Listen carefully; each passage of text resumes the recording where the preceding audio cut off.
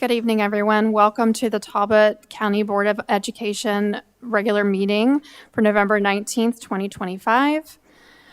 We will open the meeting for the purposes of declaring a quorum, which we have, and we will then move to closed session as permitted by the Maryland Open Meetings Act, Section 3-305B, Provisions 178 of the General Provisions Article of the Annotated Code of Maryland, and Section 3-103 of the General Provisions Articles of the Annotated Code of Maryland for the following reasons. Citation number 3-305B provision, RE personal reporting to discuss appointment, employment, assignment, promotion, discipline, demotion, compensation, removal, resignation, or performance evaluation of appointees, employees, or officials over whom it has jurisdiction, or any other personnel matter that affects one or more specific individuals. Citation 3-305B provisions 7 and 8 are legal matters. To consult with counsel to obtain legal advice on the following legal matters, to consult with staff, consultants, or other individuals about pending or potential litigation, which includes the following: a social media lawsuit in regards to litigation on behalf of school district against Facebook, TikTok, Snapchat, and YouTube, a lawsuit in regards to an alleged injury to a student, an OCR case in regards to special education services, a student case regarding the alleged failure of TCPS to provide a free and appropriate public education, and a student case involving school residential placement allegations regarding a Child's Victim Act. And citation 3-305B provision to conduct collective bargaining negotiations or consider matters that relate to negotiations. I need to have a motion to move us to closed session. To move us to closed session? Second. Great. We were going to go ahead and move to closed session, and we will be back in a little while.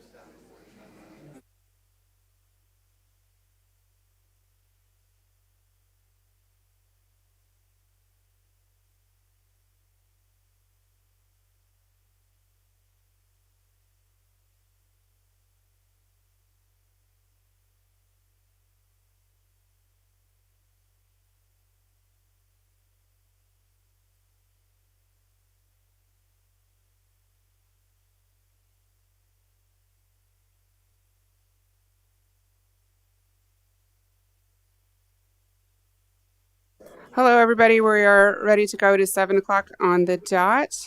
Welcome to the public session of the Talbot County Board of Education. Thank you to Mrs. Dodson for opening for me earlier. We're going to go ahead and get started. For my agenda, can we all stand for the Pledge of Allegiance, please?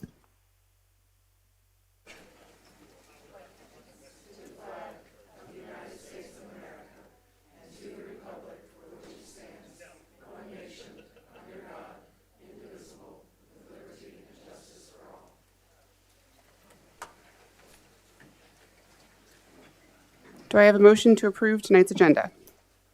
I make a motion to approve tonight's agenda. Second? All those in favor? Any opposed?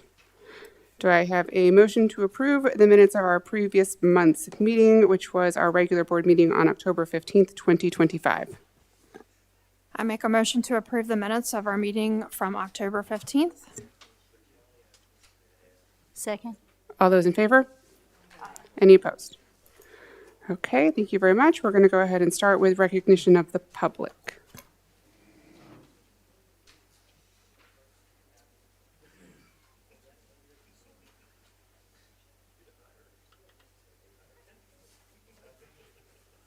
So to the board and guests who are here this evening, I'm very pleased to announce the Certificate of Achievement presented to Miss Amy Effler, who received her doctorate, EDD. She is a Talbot County Public School music teacher, and we're congratulating on getting her Doctor of Educational Leadership. We're proud of you, and we appreciate your dedication and commitment to advancing student success and educational excellence while also inspiring future generations. So I would like to call her up here to the podium so we can congratulate her with this small token of appreciation and a certificate.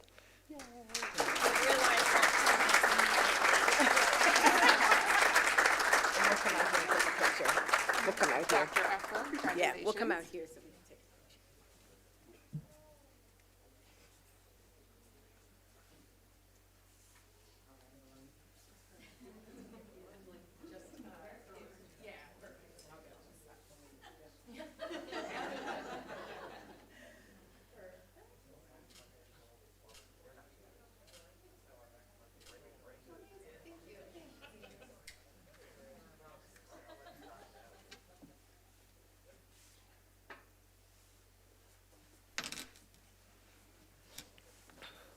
Oh, Ms. Jackson, I think you sat down. Yeah, I did. I was going to read off what was next on the agenda. I was Okay. going to run back over there. Okay, get So, your steps in. next up, we have the Talbot County Emergency Medical Staff members, and there are a lot of you, and I think more in the hallway, so I hope everybody will pay attention out there. Yeah, give us 1 second. There's people coming in. So while they are coming in the hallway, I have Mr. Owens here, who is beside me, who is our safety coordinator. And usually when emergencies happen, Mr. Owens is usually first on the scene and then communicating back to any necessary persons in the organization on what things need to happen and what needs to be done and updates. So we thought it was most fitting to really highlight and celebrate these persons that work in these emergency fields. And on behalf of our school district, I want to extend my heartfelt gratitude to the emergency and its medical staff, but all staff that deals with our emergencies, who are always ready to respond and assist whenever the need arises. Your dedication and professionalism and calm presence during unexpected situations provide reassurance not only to our students and staff, but also to the entire community. Your commitment to safety and well-being does not go unnoticed, and we are deeply thankful for the critical role you play. And I see Sheriff Gamble here that I know is a busy, busy person, and he's the one that I talk to and feel comfortable to call him anytime, and he gets back to me, and our lines of communication are open, and I do feel safe and secure that they are keeping our community safe. So at this time, we're going to recognize all of the emergency services, and we're going to call you up and the field in which you work in. So please bear with us. And I'm going to start with our nurses, Kara Brummel and Susan Strom. If they are here, if they're not here. Okay. I'm going to move on. Well, let's give them a clap hand because they do a lot. Department of Emergency Services, Jen Andrews, Captain. And you can stand there. We're going to get a big picture. T.C. Colburn, EMT. Claude Joyner, EMT. Caitlin Killian, paramedic.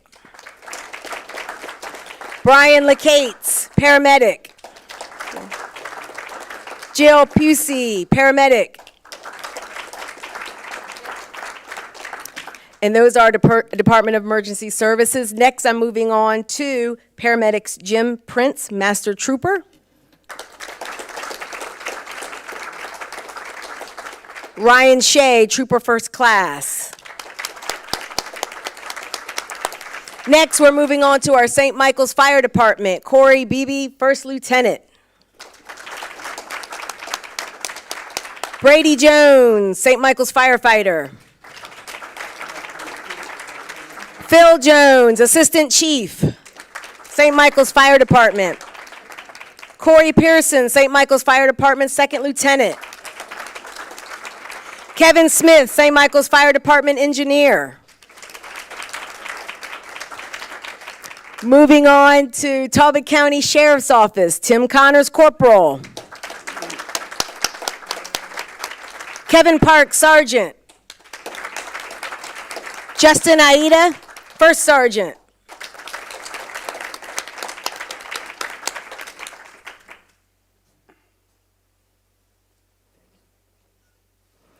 Tillman Fire Department, Brandon Hadaway, Chief.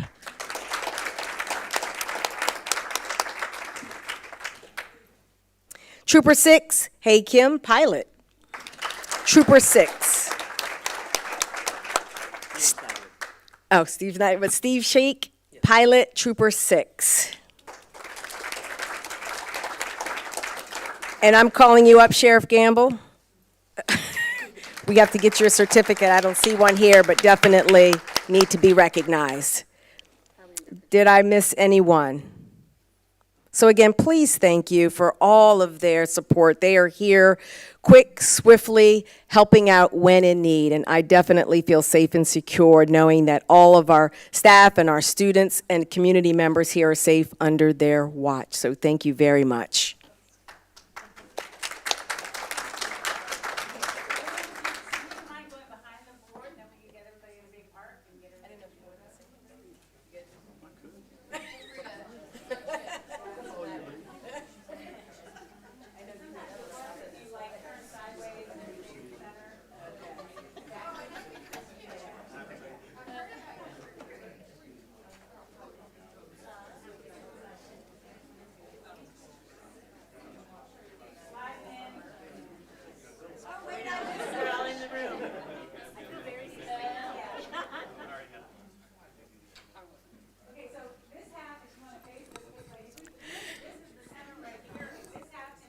Debbie, I'm going to cut you off real quick. We have somebody who's trying to hide in the back, and we need to make sure we get a certificate. And I'm glad they pointed it out. Mr. Steve Elliott, please come up front. Thank you for catching that.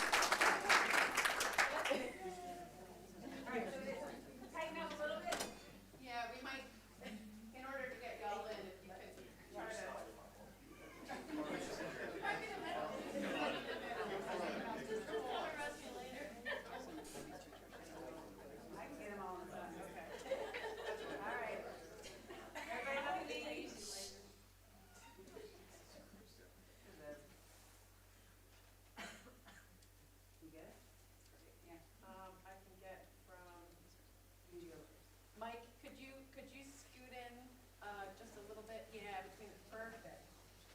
Barely got it. All right. Just take a few.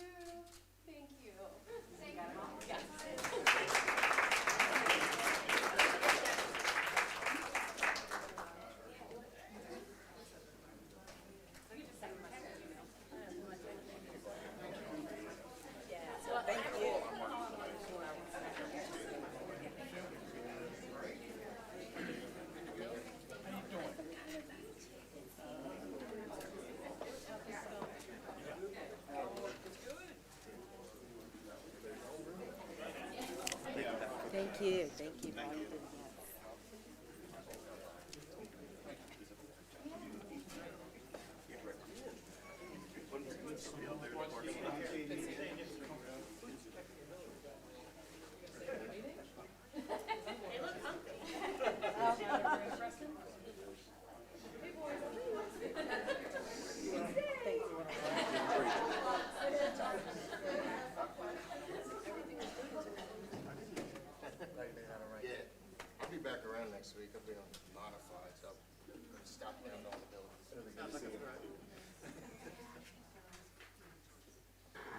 Okay, next on the agenda is public comment or recognition of the public comment. However, our system has been down all day, and so we don't know if anybody signed up.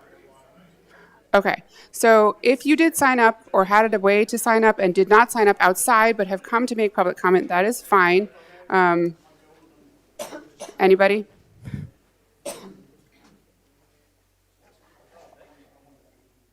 Ms. Brundage, was there anybody signed up? Okay. Going once, going twice. Okay, thank you very much. We're going to move on to our student board member reports, starting with Elmer.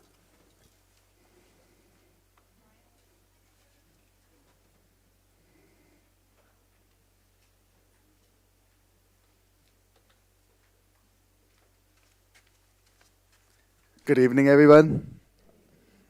This is the monthly report for Easton High School.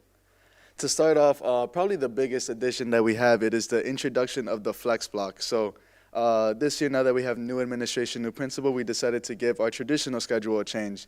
We've shortened every class by about 12 minutes, and now we have introduced the new time, as you can see highlighted in the middle right here. We have 30 minutes, which is called a flex block. The flex block has now changed the daily schedule and is made to build various interests, gain academic help, and help out within the school community. So for example, me personally, I wanted to get involved in business, so now we have the school merchandise brand, which is called EHS Threads. So now I get to work in, understand the logistics of that. But it's not only for building interest, it's also for if you need academic help. So most of my days I spend half of the time in there, and then I also spend my other half tutoring any type of math, calculus, algebra, because that's the point of the flex block. It's like a brain break in the middle of the day. Not your traditional class, but it definitely helps out, keep us pumped throughout the day, and something else to look forward to than just our traditional schedule. So it has been very cool. The picture I have up here is called EHS Best Buddies, and we have taken the special ed department, and some students have partnered up and built games with them, revolved them around them, and it's just really fun to see because there's so many different things to choose from. So yeah, that's the Best Buddies, where we have involved them, just basically playing multiple games with them and just getting inclusion for everybody within the school. Next up for sports, our fall sports, with the sad loss of the Easton High School football team this past Thursday night, our fall sports has finally concluded. All the Bayside teams have come out for all sports. One, for example, Tymer Thomas, who received the first team offensive line and defensive line. Additionally, not our traditional sport, but we also had our annual Powder Puff game last night, which is a girls' football game, and it was really fun. If you guys were there, I, and along with some of my peers, were announcing the game, and it was really fun. It's between the senior class and the junior class. They build up their best team, and they play a girls' football match. Sadly, the seniors lost 53-13. But definitely not their best performance, but yeah. And then also this week on Saturday, winter sports have started. We have tryouts. We have held tryouts held Saturday, Monday, and Tuesday. Practices and meetings have started beginning this week, so that is very fun. We have basketball to look at, both men's and women. We have swimming. We have so much more, so I'm really excited to attend winter sports games now. We have our first hockey game this Friday night at 9 p.m. at the Talbot County Center. So I will be there at 9 p.m. For our activities, we had Walktober, which is essentially just which you could spend your flex block. Just instead of staying within the classroom all day, we can go outside and walk around the track, run around the track, whatever you like to do. And we just did this to help build healthy habits as well as enjoy time outdoors. I know that we spend a lot of time indoor within the classroom looking at screens all the time, so it's nice to have a little brain break and having our staff cautious of that to have such an incentive to go outside. Additionally, we also had a Unity Day to help build school spirit and also stand for positivity. We also had this other sign within the school where it spelled out kind, and you would stand in place of the I, and it was really fun to see and take all those pictures. And as you can see, majority of the students, we all signed this poster to the right here. It's really nice to see how many people we had willing to stand up together and stand against bullying. Additionally, we have also started this activity called Warriors of the Week, where people with all over the school can nominate students from every grade as well as staff members to recognize their kindness and warrior pride within the school. This here is the graphic that we post on the Easton Instagram page. And we also have honorable mentions as well. So it's really nice. It's just something fun to keep the school week going, and it's something to look forward to. Every winter they take a picture. They also get a free T-shirt. So it's really nice to see that. And then lastly, we have our impact in the community. The EHS Navy JROTC was present at the Navy football game. Many staff members joined them, and they all had a blast. From what I heard from them, it was a fun game. They had a blast being there, and they can't wait to go to another one. So, yes. And then stay tuned for next month, and as always, go Warriors.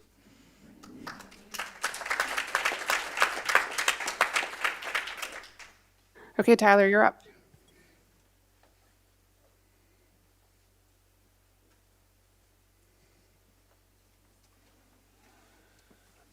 Good evening to all.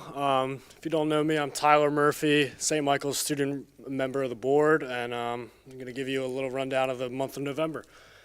So what I'm going to be going over is our Saints Unity Garden, our school sports, clubs and events, and then end off with the fine arts. So first, earlier in the month on Unity Day, we created a school rock garden. Within this garden, on top of the pea gravel that students helped lay down, there's nice colorful rocks with kind of messages of kindness, as you can see here. Just kind of, and this is right at the entrance of the school, so when students are coming in or leaving, they can look into the garden, see a positive message, and kind of set them up for a day of success. For the sports, Saints Soccer was able to make it to the regional final where we unfortunately lost. Some members of the team got conference awards, including myself, and then 3 of my other teammates, Miles, Gavin, and Lucas. And then our Saints field hockey team was also able to make it to the state regional semifinal. And then winter sports had their tryouts last weekend and this week on Monday. The men's and women's basketball team, along with the wrestling team, are all looking forward to their new season. I know they're all really excited.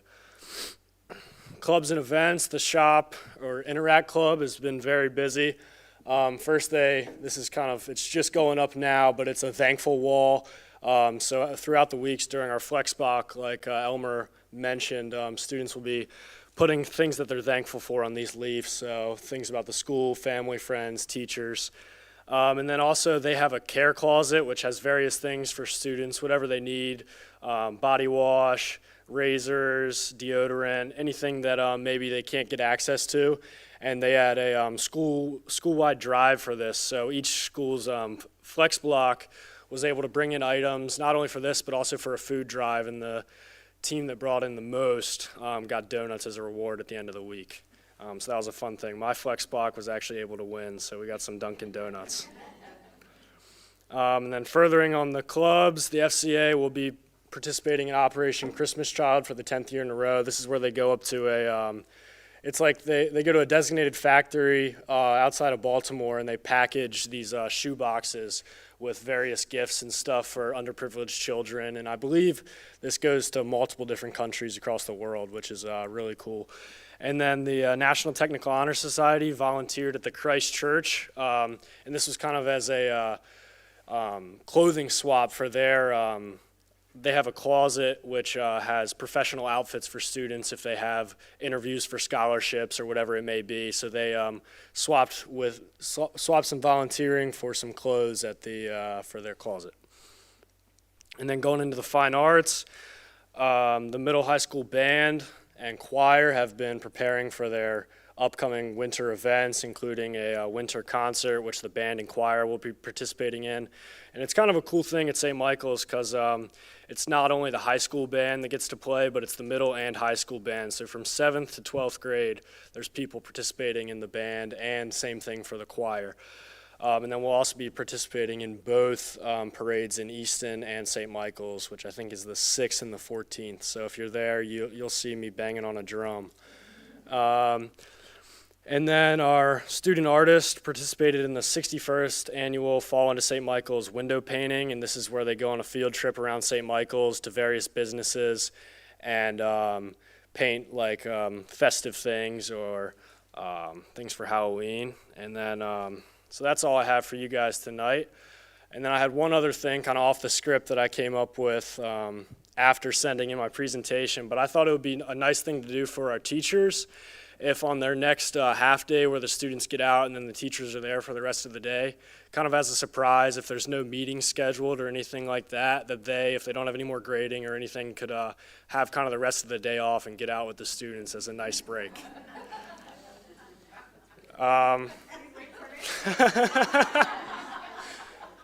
We defer to Dr. P.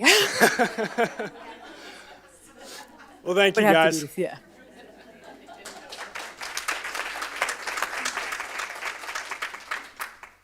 Thank you so much, Tyler. And yes, we defer to Dr. P. Next up, we have board committee reports.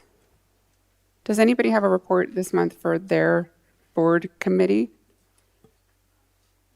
First ever special education committee meeting, and it was very well attended. There was around 22 people in attendance, parents and staff, and the conversations were fantastic. They were very informative, and it got a lot of people's point of view, and I really appreciated being a part of it.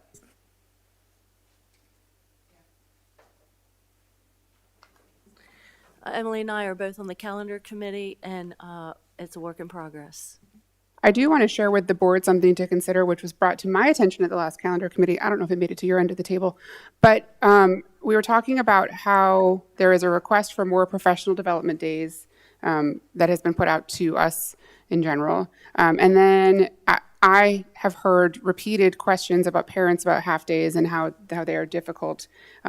And in a long sort of roundabout discussion, it kind of, I finally understand, and this is what I want to share with you, that PD days have to be half days. They cannot be full days off. We can't add more full days off into the calendar because of our negotiated agreement and the number of teacher days that they are allowed to work. So if we want to add more PD days, they either need to be half days or we need to receive some sort of waiver from the state that changes the number of days that we are allowed to go to school that allows us to count hours as opposed to days, which we are investigating, but it is not a thing, potentially not a thing for this next year, potentially could be kicking the can down the road. But just so you know, as we go into this season where we will be discussing calendars and this overhanging request from parents, that those PD days will need to be additional half days. So think about how best to integrate that, or if that's something you're interested in, just sharing that information.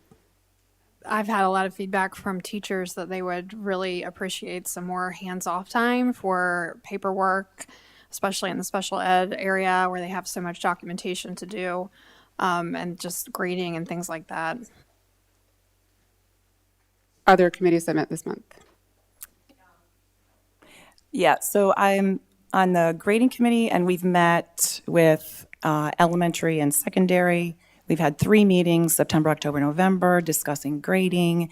And I see that some and increasingly more of the current grading practices are coming from this book, Grading for Equity. On the elementary level, we're discussing how report cards capture what a student knows, how we can improve on that communication to parents. There's a shift from 2nd to 3rd grade going from learning standards and different skills taught and assessed to one singular letter grade. So maybe we continue with those standards in 4th, 5th, maybe. 3rd grade is such a pivotal year that they're currently communicating the alignment with their assessments. Are we doing that? We talked about equitable, the different types of grading, and you can look this up. I'm not going to go into every one, but just so everybody knows, there's equitable grading. There is standards-based grading. There is traditional grading, which we are used to.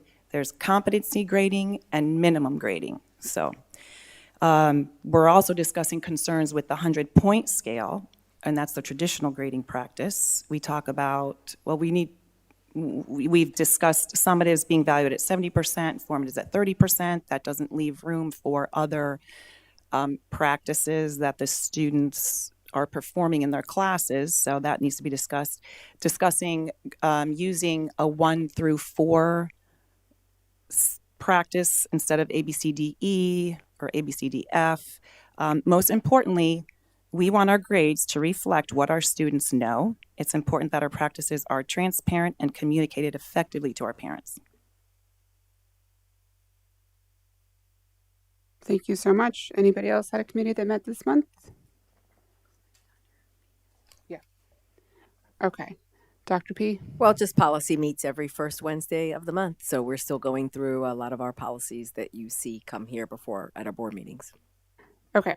It is listed on your agenda because it is committee adjacent. So it has come to the board's attention. I'm going to introduce this topic with as much clarity as possible.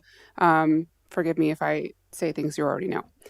It has come to the board's attention that the principals at both high schools this year put out guidance related to grading that told all teachers that a minimum grade in all classes was a 50, that no child would get less than a 50. That was the baseline. So instead of getting a 0 for work that wasn't turned in, you would get a 50.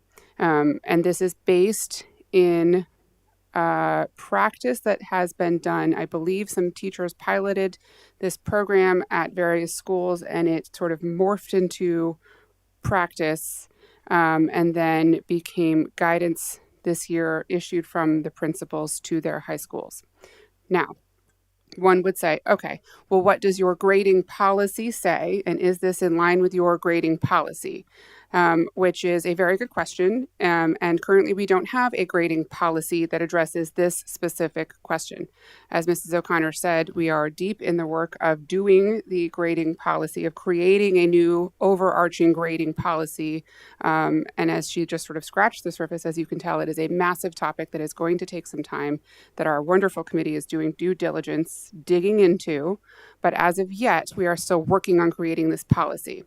So what the general practice is in this case is that if somebody has a question or something comes up that is not addressed in policy, the superintendent can issue guidance, which is not policy, it's guidance from the superintendent's office. And so in this case, because this question about this 50% is not addressed in policy, it would have been issued as guidance from the superintendent's office. It was not issued as guidance from our superintendent. It was issued from our principal. So it didn't come directly from our superintendent. So here's where we are today, is that this guidance was issued. It did not come directly from our superintendent. We are in the creation, or the board was not asked about this. The policy that will address this is in creation, but probably will not be ready for months. I think I don't have a number on that. I'm not on that committee. I can't put a number on it, but I would say it is going to take some time to get there. So the actual policy answer to this question won't exist for a while. And so we're sitting in this gray zone of guidance. And so today I raise this question to you, my fellow board members. What do you want to do? I told Dr. P that we would have a discussion about this. We're not voting on it because there's nothing to vote on. There's no policy to change. There's no vote to have. But I think that we should not do the work of the grading committee because they are addressing this. But the question is, what do you want to do with this guidance in the interim from right now until the day that we vote on the grading policy and put it into place? Do we want to request that our superintendent give guidance to leave this policy or this practice in place, this 50% minimum? Or as a board, do we feel that we should change current practice with the potential that it will change again, not knowing what this policy is going to say? Sorry, that was a lot. I hope that got there. Go ahead. Do we know why this was put in place? I think without having the two people involved in the guidance here in front of us to ask, I can't speak to that. I don't know if Dr. Pepikai can speak to it a little further. She's asked that question. No, thanks for that explanation. I think just with anything, practices are in place, sometimes maybe not reviewed on an annual basis. And so it just continues. And so, and sometimes if there's differentiating practices that are taking place, and in order to be consistent, we want that practice to be at all places, all schools. So, when I came, I heard about the big grading committee that was in place at one time. The author of Grading for Equity came in, spoke, was, board meeting, and all of the work that was done prior. And so when anything's done like that, you don't want to just scrap all of the hard work and hours and people that put things in place. So as a result, we waited and waited. And so now we've resurrected the grading committee again to pick up, to say, where are we now?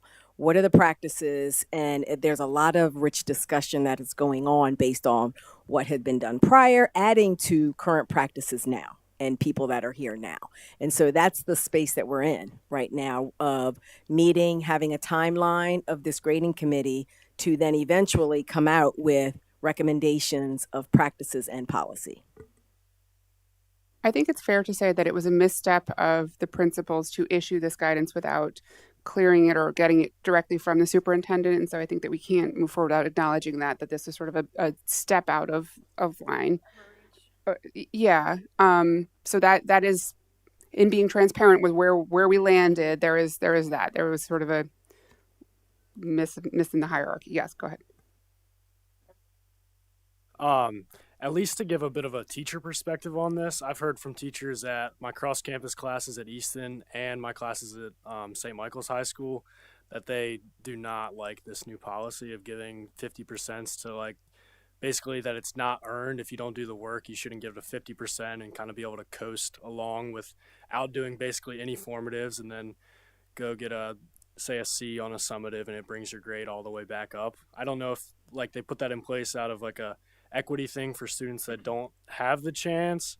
And also I would say that, I mean, some students may like this policy just out of like kind of laziness in a way, like they don't want to do their work and it's an easy way to still pass the class. But I know from a teacher's perspective that they think it's unfair that students are able to do no work and then still get this passing grade. And then also they say that it doesn't give like a reinforcement, because if a student's actually getting a 25% on an assignment, but then they're getting a 50%, it's not actually showing kind of where they need to learn at and how far below the level they are to where they need to be if it's not showing what they actually got on a formative or a summative exam. Thank you. That was going to be my question was this their understanding of the equity, but it's hard to know the answer without them here, of course. Warner, I know, leads the grading committee and may have some context, so I'll ask her, maybe she does not, but I see Elmer wants to speak. Yes. To add on to Tyler's point, additionally, from what I've heard from teachers is that from the few teachers that I've heard that do like it, it's supposed to give the student the mentality of if it's a 50%, then they can change it. It's not zero. The zero would completely give the student false hope. I can't change it. It's a zero. I have to work all my way up to 100. It wouldn't do anything. So instead, they prompted for the 50. But talking to some peers who are so deeply, passionate about their GPAs and their grades and whatnot, to be frank, they don't like it because we feel like as if it lowers our standard. Like Tyler was saying, it really doesn't give a true grasp of where a student is at in terms of the learning environment. So I can say I witnessed it firsthand the other day. We were taking the quiz and somebody didn't study for it. So they said, you know what, I'm not even going to try because, the worst I can get is a 50 now, as opposed to the 0 that would actually plummet their grade, which is, of course, not what they want. And additionally, I can see other people's grades. I remember one day in class we were just looking, and then you can see a student can perform so well on the summative, get 95, 100%, and the grade remains up, and they can afford to not complete and turn in 1 formative, 2 formatives, 3 formatives, 4 formatives, and still have a high 90, a high A grade.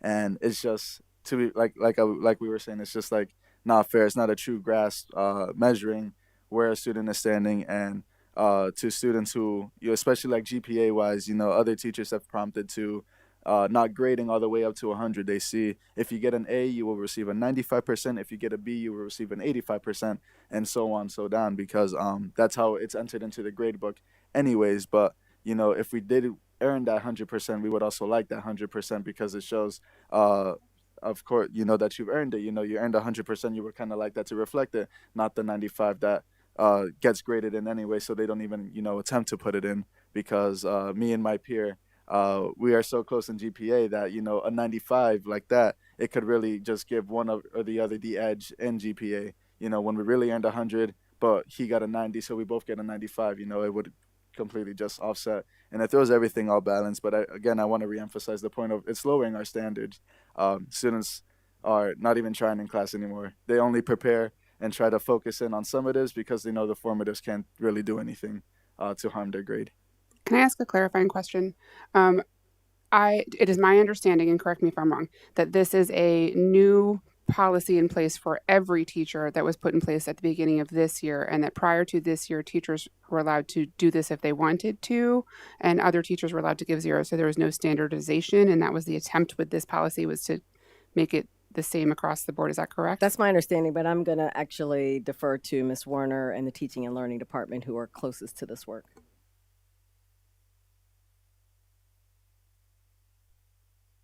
I think just while you're walking over there, I just want to make sure this is a new policy that was put into effect, or a new, not policy, this was new guidance that was put into effect with the start of Q1 this year.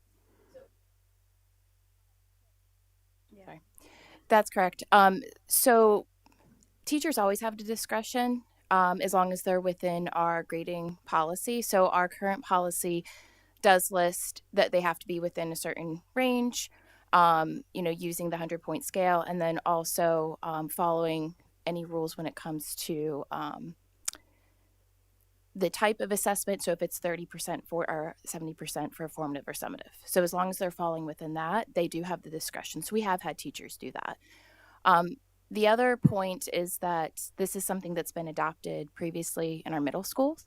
And that was part of I believe, without speaking for the principals, of being more inclusive of our practices in secondary. So I'm sorry, I couldn't hear you very well. So just to clarify, if a student got a 30, then it would be increased to a 50. Is that what I heard? So I think the point to kind of clarify with this is the way that our grades are calculated, because we no longer use the percentages. Previously, before we changed the grading policy many years ago, we used to grade by percentages. So a student's grade, if they had a 75 one quarter, they would keep that 75, move on, and then whatever they earned, it continued to roll. So then we moved to having letter grades. Every quarter, regardless if a student has a 0% or a 30%, it actually always gets rounded to a 55. So every letter grade gets assigned. It's 55, 65, 75, 85, 95. That's actually how it gets calculated. So in essence, it is following similar percentages. It's just a different way of reporting it. They're still following those same guidelines. It's slightly off, but the intention behind it is to make a more equitable grading scale, so that there are 10 points for every grade versus having more opportunities for failure. And it's something you might have heard before as death by zeros. It's to prevent that. This is a very troubling practice. Did you say can you repeat what you said? The purpose of this is to then come to a consensus as if we want Dr. P to rule that we stop this practice? I'm not sure we will be able to come to a clear consensus, but I think she should kind of hear from everybody as to where we are all landing. And I think the question, it really is, Dr. P, the board would like you to issue guidance that says continue this new practice or go back to the way it was until we have clear guidance in the form of policy that says specifically what we are doing. I mean, it's just, it's troubling to me to go down this road. Well,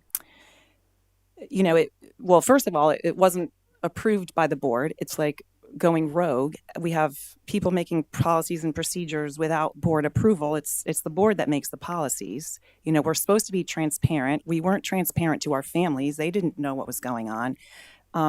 These types of practices are, I say it again, extremely troubling. They lead to horrible habits, no due dates.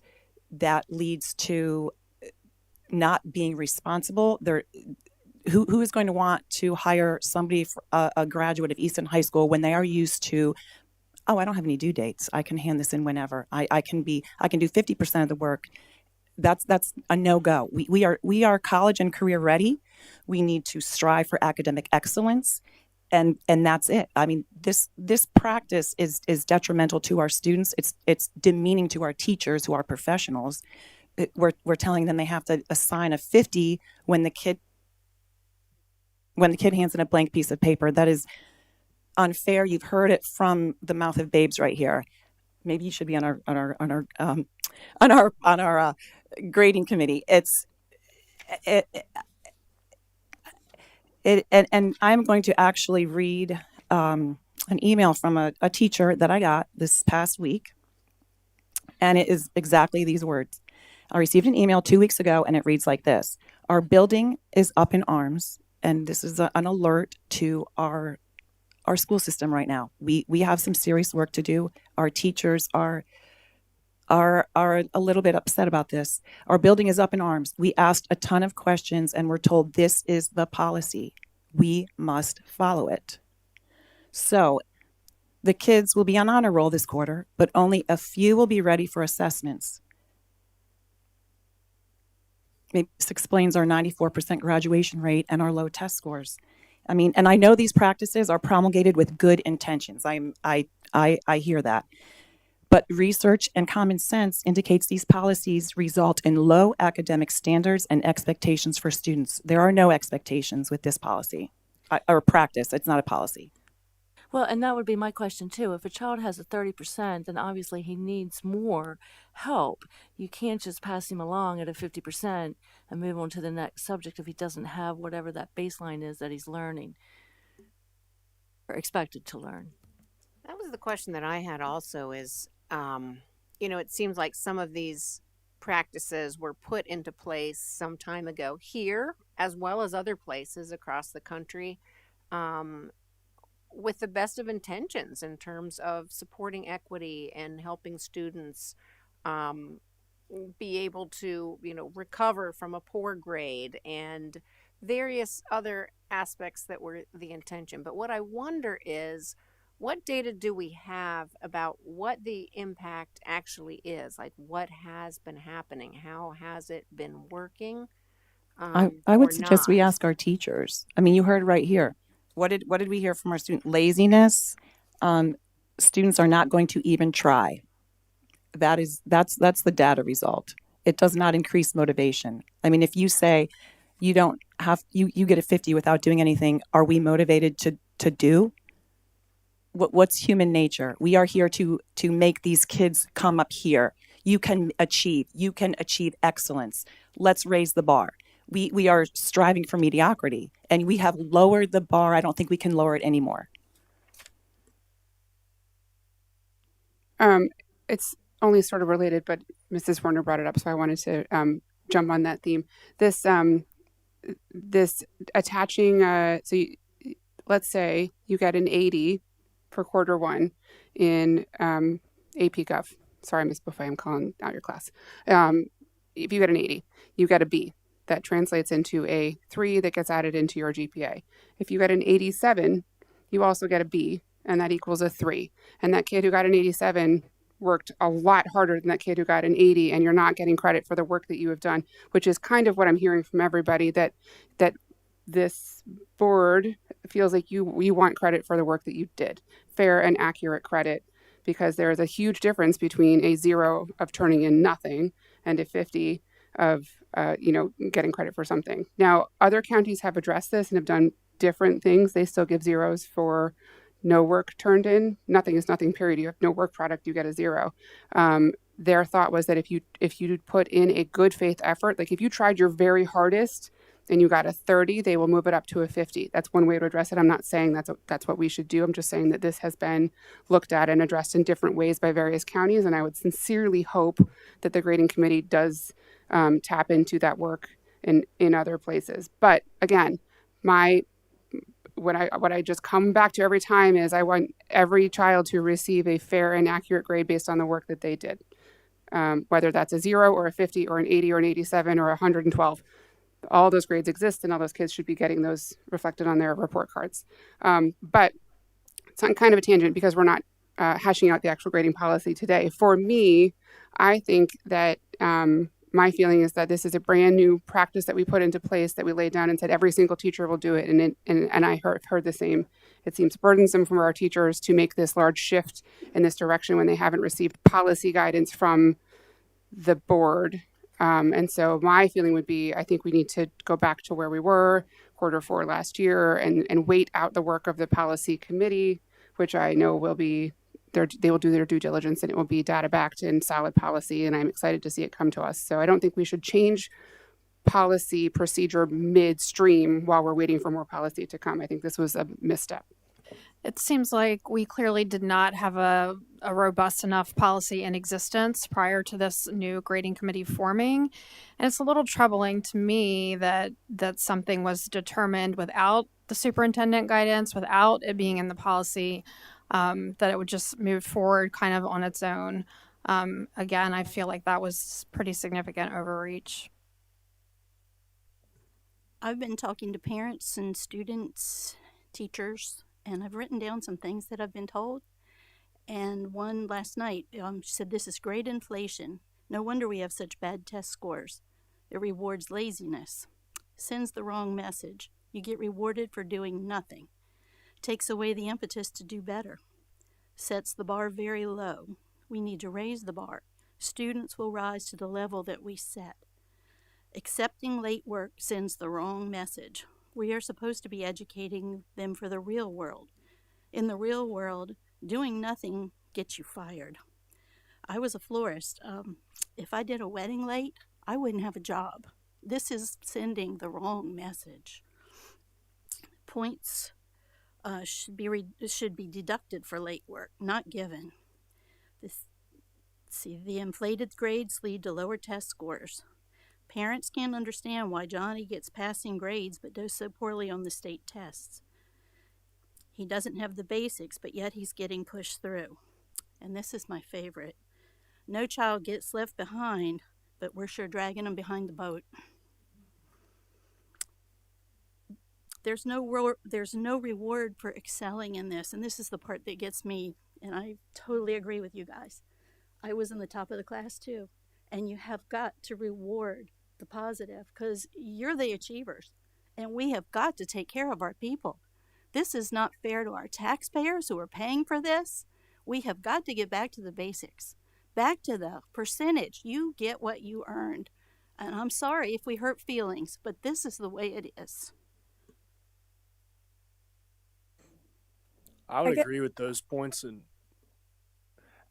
they kind of give backing to my point that like it's doing the students more of a disservice because they don't feel like they have to do the work to move on, and it kind of feels like a way for the schools to like push students forward, like the No Child Left Behind, but like really it's just like making it worse for them because then later in life, later in schooling, they're just going to not be successful again, and then they're going to get pushed forward by the 50% or the grade that they didn't actually earn or work for. The thing, and I'm not in the grading committee, so I don't know what the conversations that are had, but I hear the heavy emphasis on a grade, a letter grade. And so my hope is that we're talking about what students know and are able to do and understand the content and are getting feedback on whatever they're doing, and not just looking at that grade as synonymous with what they can do. Because I know in elementary we're talking about standards and looking at a standard that they can accomplish. And so I know when we cross over into the secondary, it's emphasis, percentages, grades. So I just hope we're still talking about standards, the content, what we're learning, and giving really good feedback to students on what they're excelling at and what they can continue to work on, not just looking at the grade and then being done.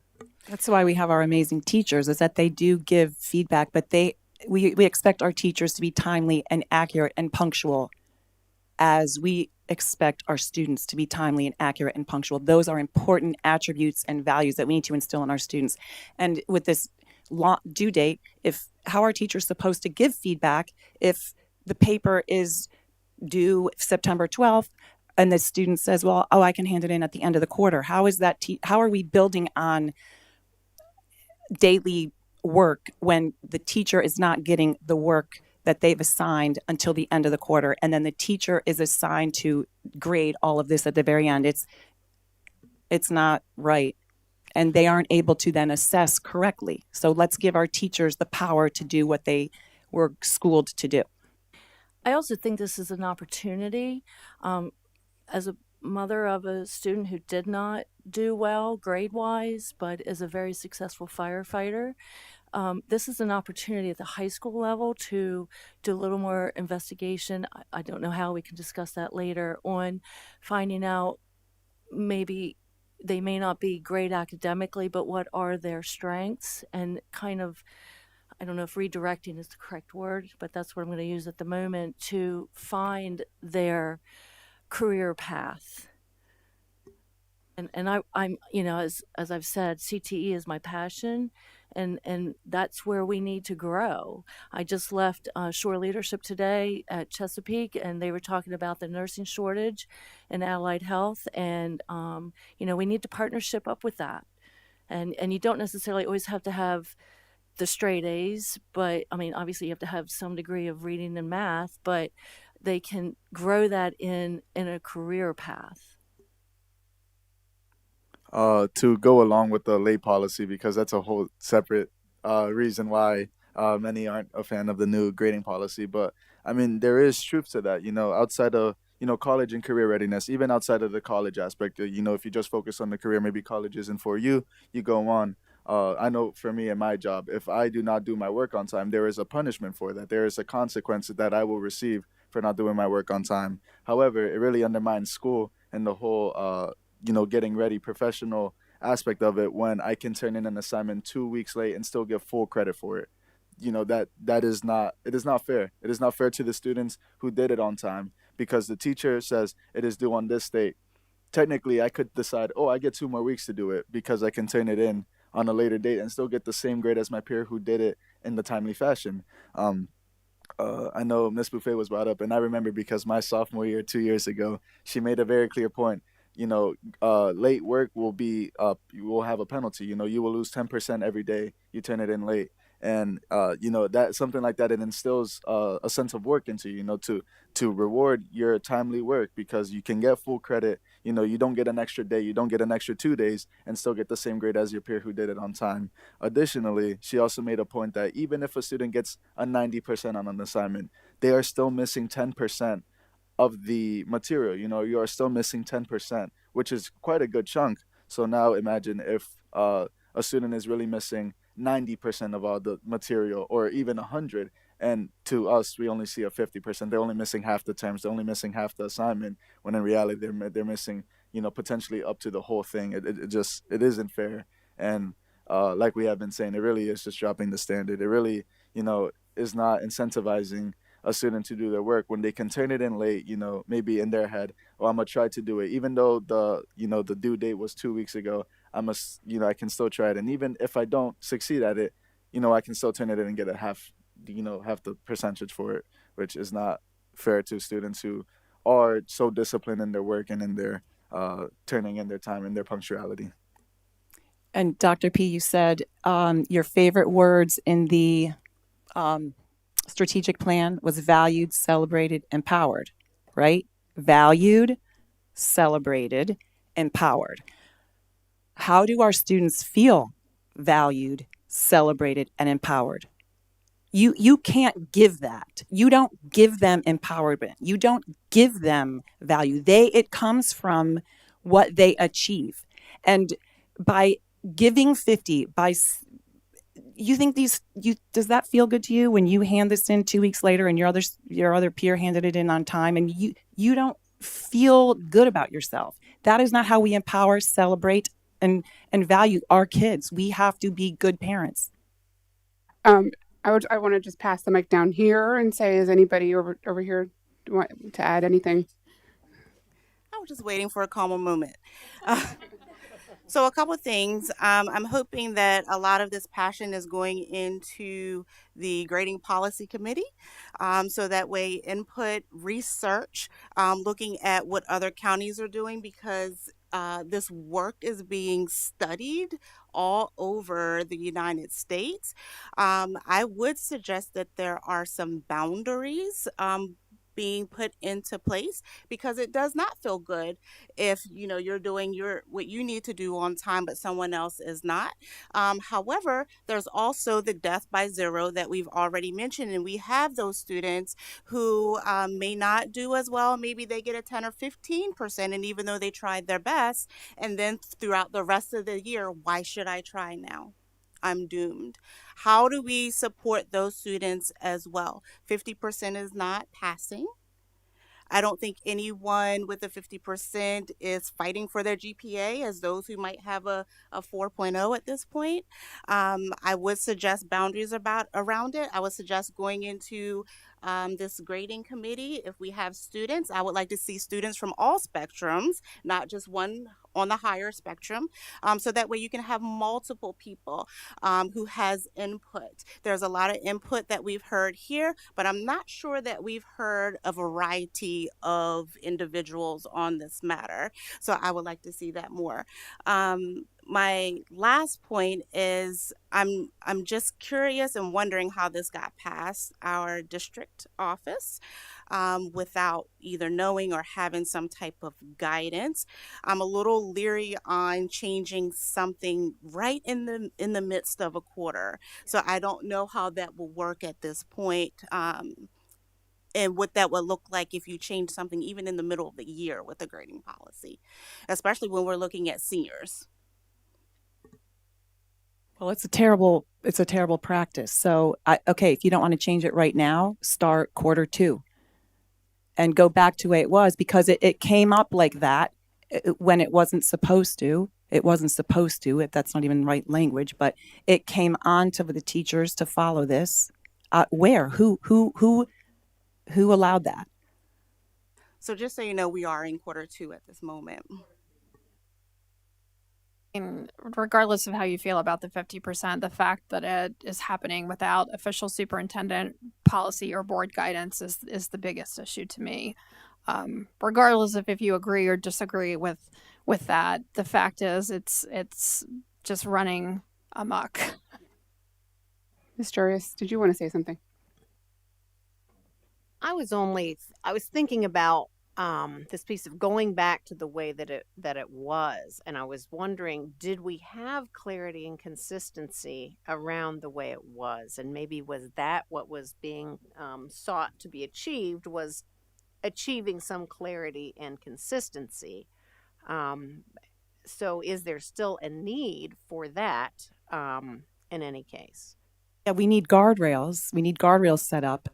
It was in 2020, there was some talk of the handing things in late because we were in COVID and we were not in school. So they had a practice of, yes, the due dates were flexible. When they came back, they did not, they were thrown out the window. You were supposed to have due dates. So I don't know where that, even in the middle school, I had a middle schooler last year and had no idea about this 50%. From a historical perspective, just to answer your question, yes, grading specifically was flexed during COVID because everything was strange and assignments were coming in at different times in different ways. I joined the board in November of 2018, and the last time we as a board discussed grade policy, which again, we don't have a grading policy, we have a reporting grades to parents policy, which touches on some of this. That was, I believe, last discussed in early November. So prior to my term, I feel like I've been here for quite a while. This just hasn't come up. And I know that it was a very heated discussion at that time, like early 2018. But I mean, we're talking almost 10 years ago. So there were some emergency kind of guardrails put in place to COVID. But I think since then, people have been looking for kind of what Mrs. Jurius is suggesting is clear guidance on who, what, how, where, why, and that some people ran with this pilot that some teachers were part of, and some teachers really latched onto these ideas and kind of really implemented, and then they went with it. And at some point, somebody else latched onto it, and at some point, somebody somewhere decided that was going to be the guidance for everybody. So looking for that, I think that, coming about. So yes, to answer both, yes, we're looking for guardrails, we're looking for guidance, we're looking for standardization, we're looking for everybody to be on the same page. And I, to your point, think that we got there completely the wrong way. So that said, do you have something to say, Ms. Eisenberg? So, President Jackson, so are you sending this back to the committee to take in everything that you've said, and then they're going to make a recommendation to this board? No, I would love our superintendent to hear what we're saying. The guidance in the interim should come from our superintendent. The current practice did not come from our superintendent or from our teaching and learning office. And so I would like our superintendent to hear how the board feels and take this back to teaching and learning and talk about what makes the most sense for the interim period. I believe, this is a guess, correct me if I'm wrong, those of you on the grading committee, I believe that we will have solid policy in place to start the next school year. That still leaves, we're in November, that still leaves until, July 1, that space. I'm looking for guidance and clarification from our superintendent based on what she heard from our board, the collective feelings of our board today. I also hope that those members of the grading committee, who is currently Mrs. O'Connor and going to be Mrs. Jurius, and whomever students I'm hoping that you are adding, and anybody who is listening, who will take all of this and say, hey, we heard the board say this. So this should guide what we are coming up with, because at the end of the day, the board has to approve and create policy. So while we love our committees and the work that you are doing, it does come to the board for final review. So if it is completely out of band with what the board is saying, that's not going to go so well. I second that. Okay, so are you to make a decision for when? Because this is a practice that can't go on the rest of the year. I think we have given our superintendent enough information about how everybody sitting here feels to move forward with what will be her guidance for the rest of this school year, 25-26. And then Yes, hearing loud and clear that there's practices that have been in place and considering students who are in a path, like I've heard seniors. So I'll be going back to the teaching and learning and all that has to go into any practices that take place, because there's communication, there's Power School, there's data. So I'm going to be deferring on what that looks like, because that within itself could be a lift or some things that we would have to do internally. So all that's going to be taken in consideration, because when we're changing the rules in the middle of a game. thank you very much. We're going to move on to new business. The agenda is long, so here we go. All items will include presentations and administrative. Yes, starting with, sorry, go ahead.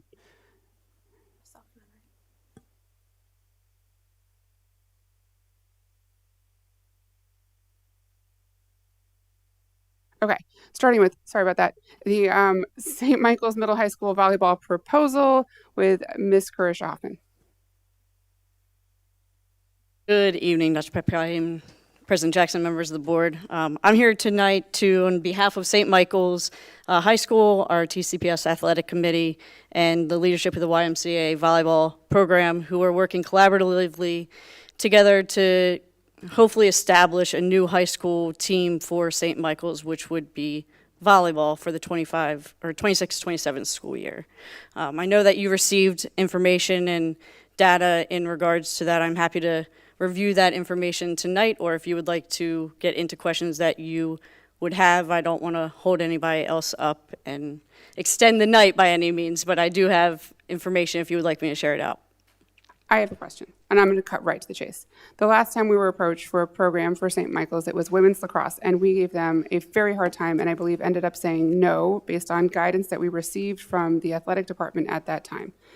I think that was a bad call. I think more is more when it comes to sports and opportunities, and more kids should have an opportunity to get involved. However, there are very clear guidelines about when a sport will not be allowed, and is volleyball going to cut, I see the chart in here, is volleyball going to cut and pull from other programs that will cause those other programs to fold, which is really the problem that we were considering with lacrosse, correct? Correct. Okay. So with numbers, we did do a survey, and to understand the student interest and to ensure volleyball would not negatively affect other fall programs. We had responses for 38 responses, 5 11th graders, 6 10th graders, 2 9th graders. We included the middle school as well because they will be moving up in the program, 6 8th graders, 9 7th graders, and 10 6th graders. Only 4 6th graders and 1 7th grader expressed that they would participate in volleyball. However, if a volleyball program were not offered, that they would be interested in field hockey. And additionally, 1 6th grader and 1 7th grader stated they would choose volleyball first, but without volleyball, they may try out for field hockey. With those responses over the next 2 years, the data clearly demonstrates that adding volleyball would not take away from field hockey. I can't say after the 6th graders that move up and gradually whether their interest would change over time, but looking at the numbers and looking at the survey, it does not demonstrate that it would take away from field hockey in the program. Well, what does it cost? Great question. So thankfully, with the YMCA program currently, they already do have much of the equipment that would be needed to start the program, including standards, which is one of the most expensive items, as well as volleyballs and stands. The big thing would be transportation to away games and the coaches' stipends that would be the board allocated. The school, who has been proactively ready to do this, has put in their budget for officials, which would be anywhere from $2,500 to about $3,000 based on what Easton High School's officials have been over the past couple of years.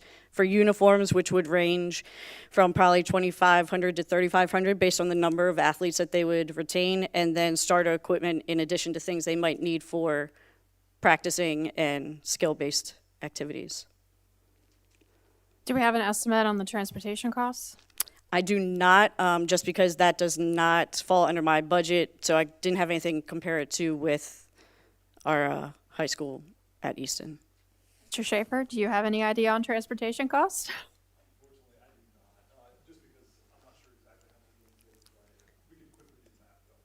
Yeah, I mean, I'm happy to look more into it. I know that depending upon the schedule would depend upon how many away games it would be versus home games, and it's a 2-year cycle, so that could vary every 2 years as well.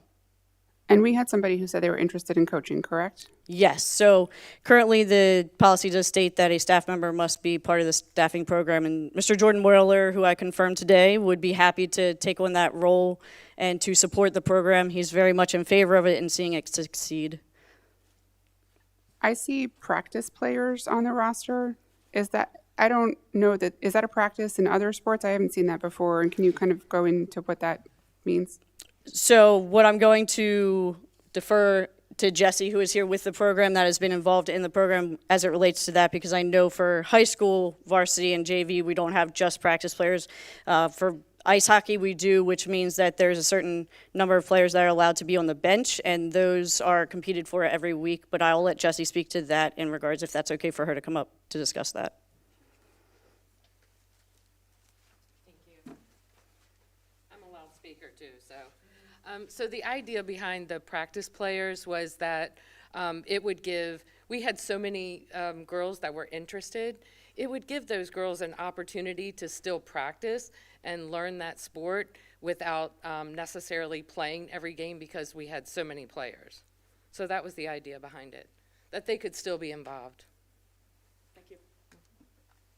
And so we'd have just a varsity team or varsity and JV?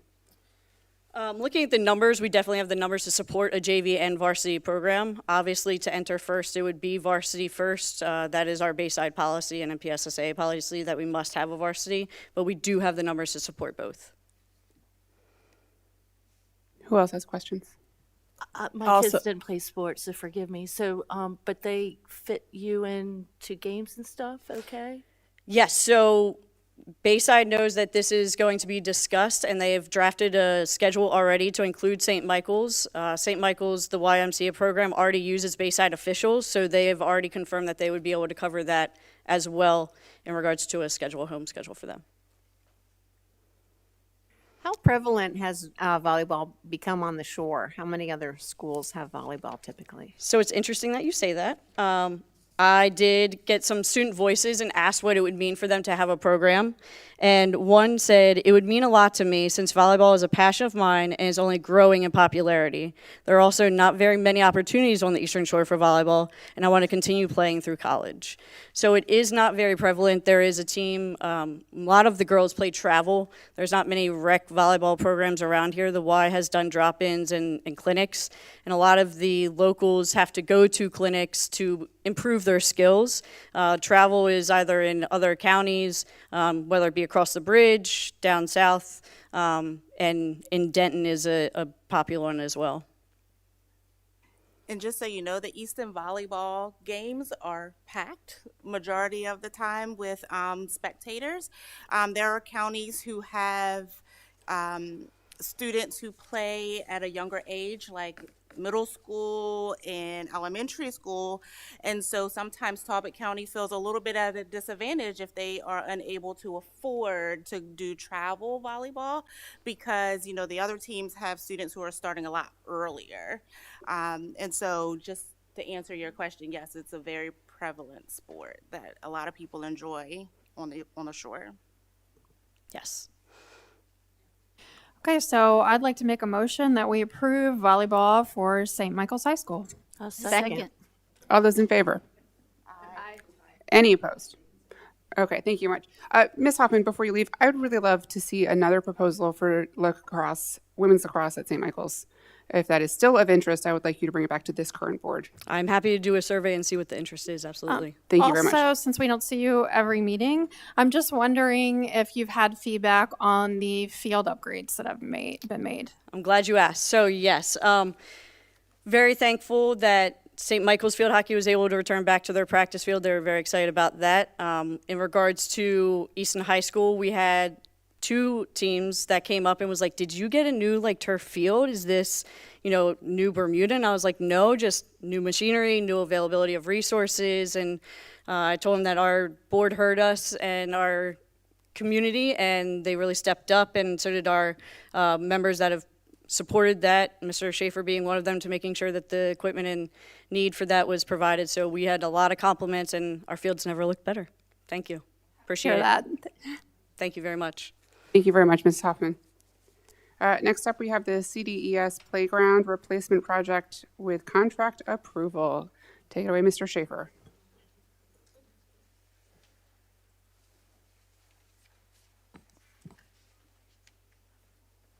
Thank you, President Jackson. Good evening, members of the board, Dr. Papakai. Just a brief presentation requesting contract approval for the chapel playground replacement as part of the renovation and addition project. I did want to share with the board the funding sources for this playground. And so the majority of it will come from the Aging School Program grant through the Public School Construction Program for $312,000, $312,106, and then Talbot County Public Schools funding for about $305,000, and then the PTO and Grandparents Club have pledged $50,000 each for a $100,000 donation from each of those, from the cumulative from those 2 organizations, to give us a total funding of $717,893. And the specific request is, once again, going to use a ICPA, an intergovernmental cooperative purchasing agreement through Omnia Partners, and it's Game Time, care of Cunningham Recreation. They're the installers. Game Time is the equipment provider, and we use the Omnia contract to avoid having to go through a formal design and bid process. That's done by the contractor. And just so the board is aware, we have shared this information with, obviously, the Grandparents Club and the PTO. They participated in review, along with the staff and administration at Chapel, so everybody's aware. And in your electronic documents, you do have a rendering of what the playground would look like. There is a little change. The smaller, the grade the ages 2 through 5, which I know we don't have 2-year-olds, but the smaller playground would be blue instead of the yellow, just to kind of differentiate for the children. So I can answer any questions that the board may have, but I would ask for the board consider approval this evening for the contract. This playground, I'm sure, is up to code or standard for. Yes. Yep, meets all the necessary requirements. What's the average life of a playground? So that is a good question, and so there's multiple facets to a playground. This playground is going to be, the equipment is basically, it's a 20-year lifespan for the equipment. Now, this is going to be a poured-in-place surface for the majority of this playground, and I'll be honest, Ms. Jackson, I'm not exactly sure what the lifespan is for the poured-in-place, but it's a resilient rubber surface that saves on maintenance costs, although it is expensive upfront cost, but it does add that additional safety of cushion, for those. But typically we would hope that would last, and the goal is that would last for the lifetime of the playground as well. We've had some issues with safety around some of the playground surface, the walking surfaces we've put down. Is this of concern? And not the topic right now, but have we addressed those concerns? So I think you're referring to maybe the St. Michael's. I think it was St. playground. Michael's, yeah. When it was first put in, it is a poured-in-place, full poured-in-place surface at that playground. And honestly, I don't really know what was going on at the start of that because everything has subsided. There's been no, recent injuries or anything like that, but there were a couple of injuries with kids. And I personally think that it was just a new playground with kids having fun, and having a new playground to experience. It didn't seem like it was anything related to the structure or the surface per se. There were a couple slips on the playground, but there were, without going into the details, there were extenuating circumstances going on with those injuries. So, I know during the summer there was some vandalism at the ballpark. Is our playground going to be secure or open during the summer? so all of our school facilities are public facilities. Now, with that being said, this playground will be fenced. That will be part of the installation. So, but generally speaking, the public is able to use our playgrounds on unoccupied school times. That happens at St. Michael's. That happens at Easton. It is a thing that we do allow. Dusk to dawn, of course. We don't allow after hours play. So do we have cameras out there? We do.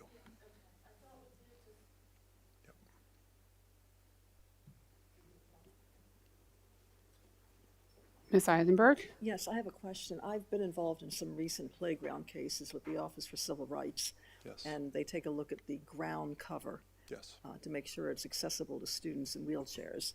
Yes. Will this be accessible to them? Fully accessible. And the equipment also? Yes, the equipment also. Do you know whether you've had a chance to have any physical therapists take a look at the equipment and what's being done? I have not with this specific playground equipment, but I have been assured that in all of our playgrounds, all the new playgrounds, I should say, are fully accessible playgrounds. So my assumption is that this would be too. More questions for Mr. Schaefer? I just have a quick question. Rochelle brought up something that just sparked my interest here. So if we approve the contract tonight, would you still have an opportunity to bring a physical therapist out just to see if there are equipment that is available for those who may have special needs? So I'll be honest, I'm not sure that I know that it's in the wheelhouse of a physical therapist to review playground specs, but I can certainly do that, and that is something that that we can certainly make changes even with the approved contract. We just would not be able to make changes that would exceed the price in which we're approving tonight. Gotcha. I don't think that they would necessarily be good at looking at playground specs. They may be good at looking at equipment and maybe making some suggestions if, Sure. If all of our equipment doesn't necessarily fit the needs of those who would need, whatever accommodation. Yeah, I mean, they can certainly look at, at the rendering to determine, specific playground makes sense, the equipment makes sense, but it is, once again, that is something, it's a requirement that we provide a accessible playground for public schools. So that, we definitely have accessible equipment on this playground and in this design, but I can certainly share that information.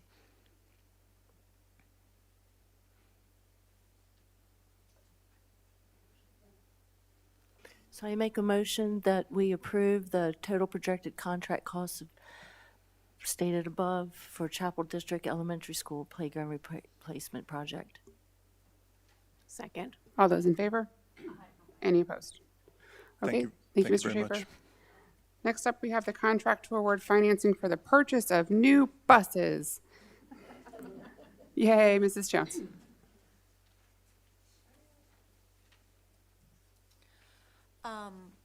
Good evening, everybody. So we put out a proposal and gave companies about a month to respond to that proposal. We asked to finance the amounts, about $583,000.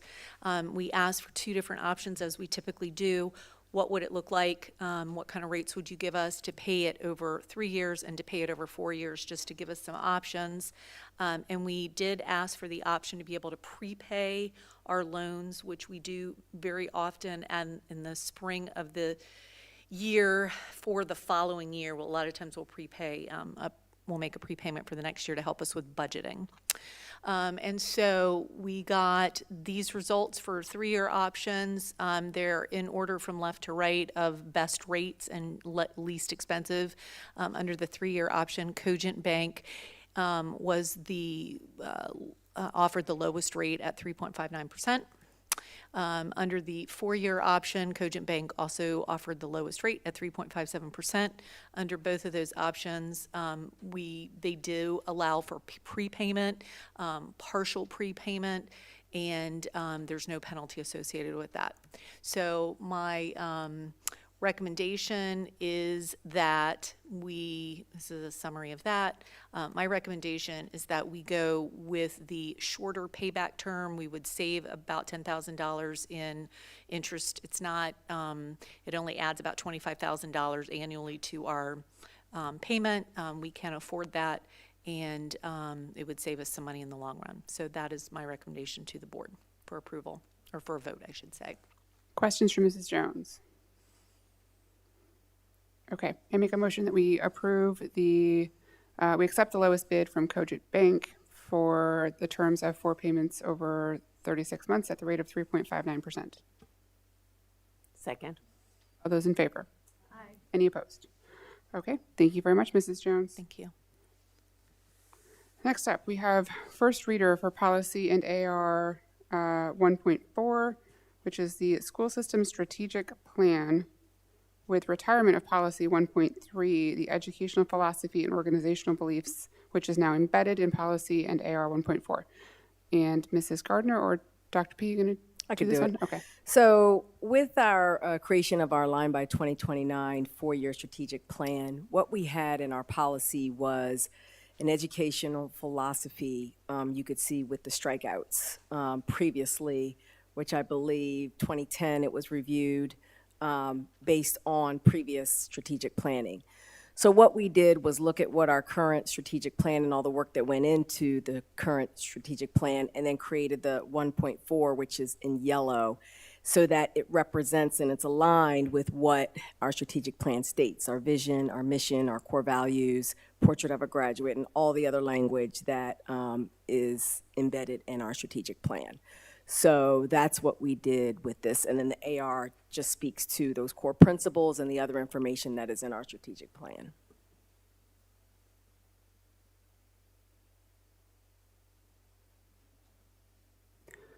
Questions? Okay, this is in first reader. We will vote on it next month when it is in second reader. Moving right along to baseline data from strategic plan. This is also Dr. P. So with the strategic plan that we've rolled out, and again, a year-long process just to review of how we got to where we are right now with the strategic plan. So a year-long process of listening to many voices in the community, inside, outside the organization, which came up with our 5 areas. So under each of the 5 priorities, there are indicators, there are strategies, and objectives. And this is what each one looks like. So right now, students have come through our doors. We're in the second quarter, and under each priority, our team sat down to say, what measurements do we have right now that we can share where we are right now for our baseline, starting with this school year, moving forward for the next 4 years of what we will start to track. So what I'm going to go over and share are those indicators that we have right now that we can share with you as to where we are. And I'll go through those. And I'll also introduce who is the priority lead that I may defer to for some questions, but we'll be able to talk through this. So the priority lead for this is Ms. Warner. And so what that means is that she works with a team of people who work with CTE, who work with all of our academic supervisors, who are constantly doing the work and the strategies that fall under this priority. So what you see here is 2 type of assessments that our students take coming through the door. They take DIBELS, which stands for Dynamic Indicators of Balanced Early Literacy, and they take MAP, which is Measures of Academic Progress. So what you see here is the percentage of students when they came through the door this school year, the percentages that are performing at or above the benchmark. For DIBELS, the first column there, broken down by ethnicity, students with disabilities, which is the SWD, ML, which is multilingual, and then ED, which is economically disadvantaged. So those are the percentages right now. What you should know is with DIBELS, when students take this test, and they don't meet the benchmark, families are given letters to notify them of that and to let them know that your student is now going to be entering an intervention. And so with DIBELS, with both of these assessments, DIBELS and MAP, you can see DIBELS is just for reading, MAP is for both reading and math. Both of these are given 3 times a year. So they've taken this is their beginning their baseline coming through the door. They'll take it again in the middle of the year. They'll take it again at the end of the year. So students that take DIBELS is K12. And I'm just looking over at Dr. Einhorn. Or is that correct? K12. K12. Students that take MAP are grades 1 through 8. And correct me if I'm wrong. I believe it's 1 through 8. So again, K through 2 DIBELS, 1 through 8 MAP, 3 times a year. So these assessments are our internal assessments that we're giving students throughout the year because the state only gives the one test 1 time a year, and we don't get the results back till later. So this is our internal measurements outside of the grades, the formatives and summatives that they're getting with their core curriculum. So what I want to tell you about DIBELS, and I gave you all board this red handout which talks about the different assessments that we give, just to give you a little bit of understanding of DIBELS, because it's a screener, and so it basically screens a student to say that they are at risk. And I'm going to show you the data of where they are, the percentages and the numbers of where students are after I finish this. So under priority 1, which is academic achievement, these are the indicators right now that we have the data on that we could share baseline. The other indicators up here, multilingual learners, MTSS data, all those other percentages haven't been tested yet, but they will be tested this school year. So as they're tested and as we have those numbers, we will share that. But the first thing we have right now is this data. So that's priority 1. Priority 2 is Dr. Horsey. She takes lead on this priority and all the team that she works with that deals with highly qualified staff.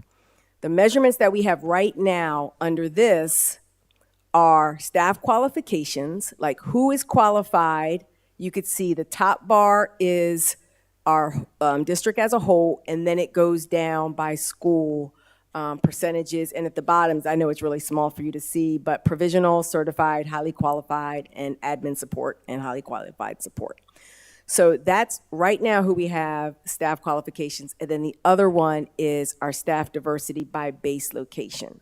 So that's what we have right now. What we intend to do is where it talks about teacher and staff satisfaction. Right now, we're in the process of creating a survey that we can send out to get a baseline of teacher and staff satisfaction, and looking at what are the type of questions that will give us the information we need that we could do now and then we can do at the end. And they call those, you know how you have exit interviews when people leave?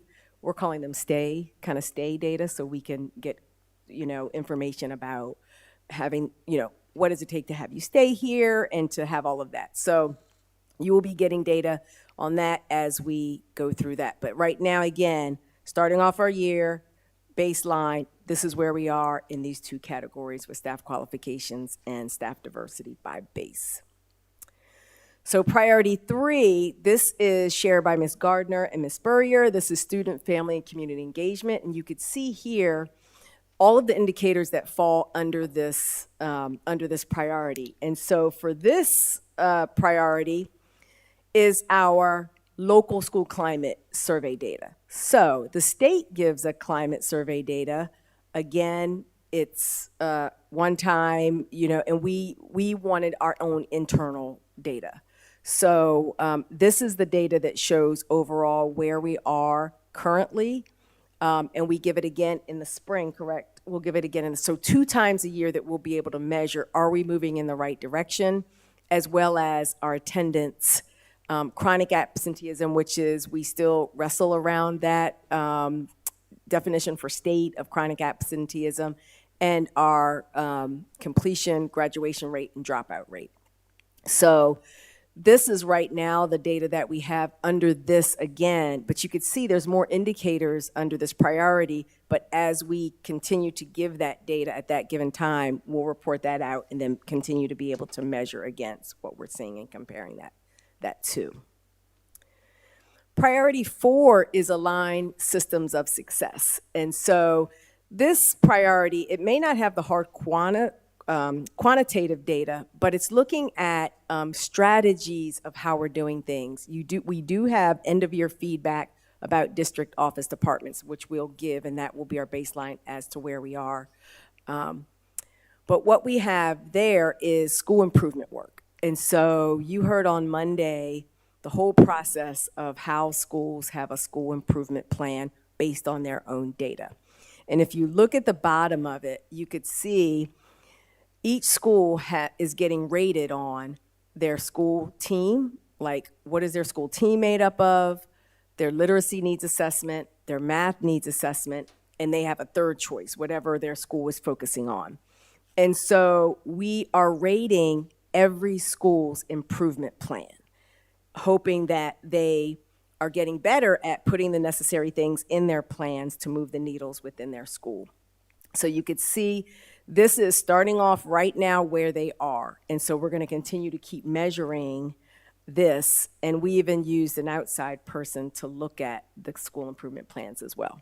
Are we building in the growth that we discussed earlier in the month about, improving the test scores and the growth? Is that going to be within these categories? So, and that's a good question. I'm going to look over to Dr. Einhorn as far as the actual academic growth embedded in there. So I know they look at data for their school improvement plan. And so I'm going to ask, is the movement of that data included in the improvement plan?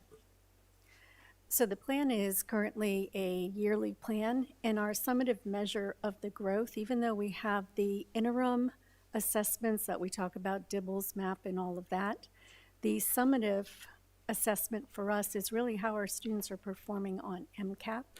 So each year that data comes before you to take a look at how we're making that progress. And that is, again, our ultimate goal is to ensure our students are meeting the standards.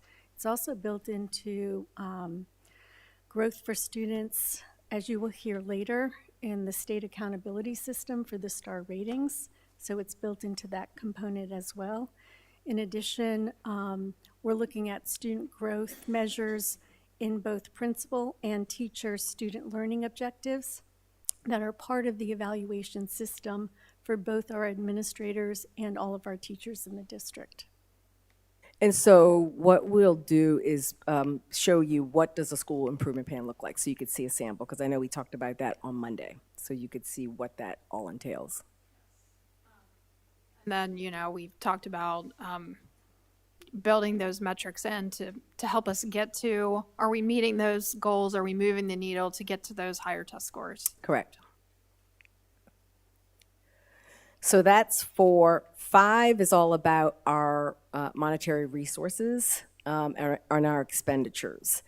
And so this chart, and Ms. Jones is the priority lead for this priority. And so what you have here is the expenditures and do they meet minimum school funding requirements. And so you could see the green checks for yes, the red X's for no. Talbot County as a whole on the first line, and then the schools running down. So you could see the various, and I keep going back to the layered cake because I know that's how the visual that we saw of the different foundation, compensatory ed, multilingual, all of the different layers in comparison to last year to this year. And so this is not just a TCPS strategic plan thing, but this is a statewide process that every school district is going through to make sure that we're meeting the minimum school funding requirements. So at the top of the checks and at the bottom, you could see comparison of percentages where the requirement was met. And this is the piece that we've discussed where the state funding basically allows us to only use about 25% of it as we see fit, and the other 75% has Tagged to to be the school. spent how Correct. the state tells us to spend it. To the schools. Do I have to assume that where I see a green check, there is not just meets, but overspending? Like a lot of overspending if we are to move some of those red checks to green checks. I'm just thinking about like load balancing. And I'm going to look at Ms. Jones.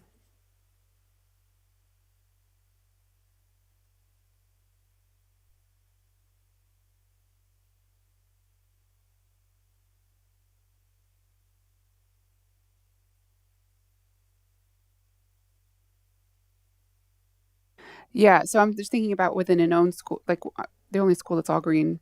Do we have any? Pretty close. St. Michael's Elementary. Anyway, I'm looking at like, I don't know, Easton High School. So the areas that are green, like, is it just shifting funding within the known with our own school and then pulling from others? Is that kind of what we're talking about?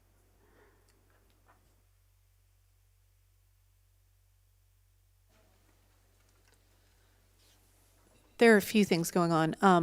One is it's an evolving process, so we've gotten better at tagging things to school locations that we might have someone who serves multiple school locations. They go out and they spend part of their a day at Chapel and a day at White Marsh and a day at Easton Middle.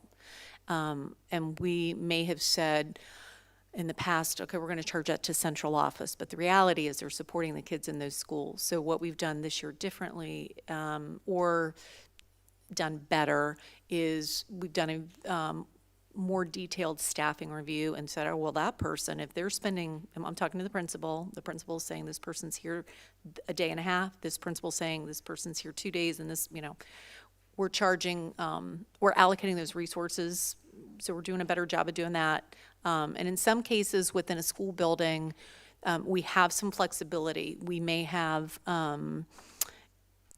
spending in special education, and we're still tracking in a special ed cost, but we don't have to pay for it. We have some flexibility. We can pay for those special ed costs, and we know we spend more at every school in special ed than we're giving funding for. We are allowed to use foundation funding. We're allowed to use, to some extent, farms funding to cover some of those costs. So it was really sort of digging in and analyzing where we were charging things, if that makes sense. And then some of it is a reallocation of resources, and that's the work that, we still need to, we need to continuously do that work, and then there's some opportunities for improvement for next year. Does that answer your question?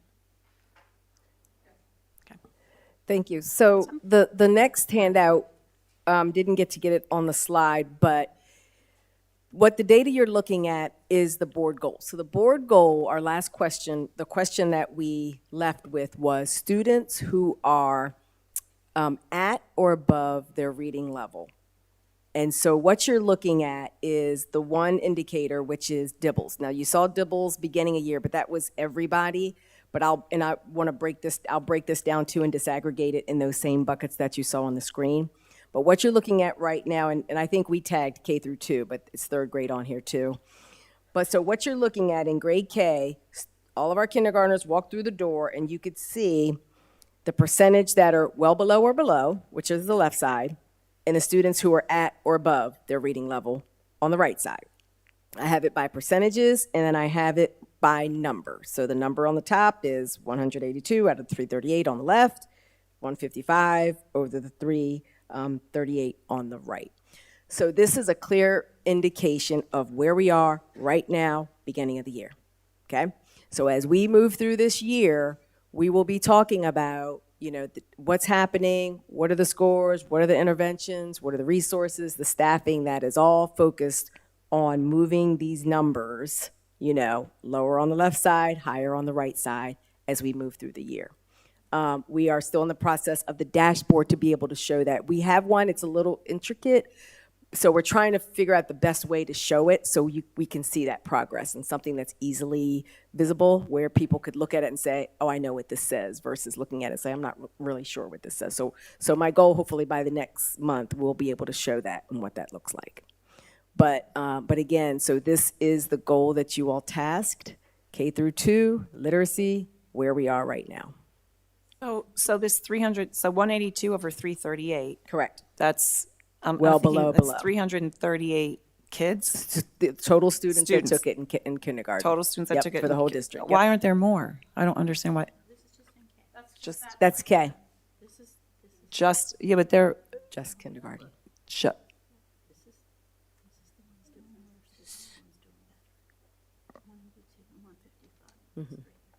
Okay. Wait, I don't understand why there aren't more than 338 kids. Kindergartners that Kindergartners, took the test. right. Yep, that's all. That's it. That's it. Total? Total Okay. that took the test. I'm curious. Yes. With the blueprint. Yes. That's coming up. Yes. With the grade 2 and 61% or below. Mm-hmm.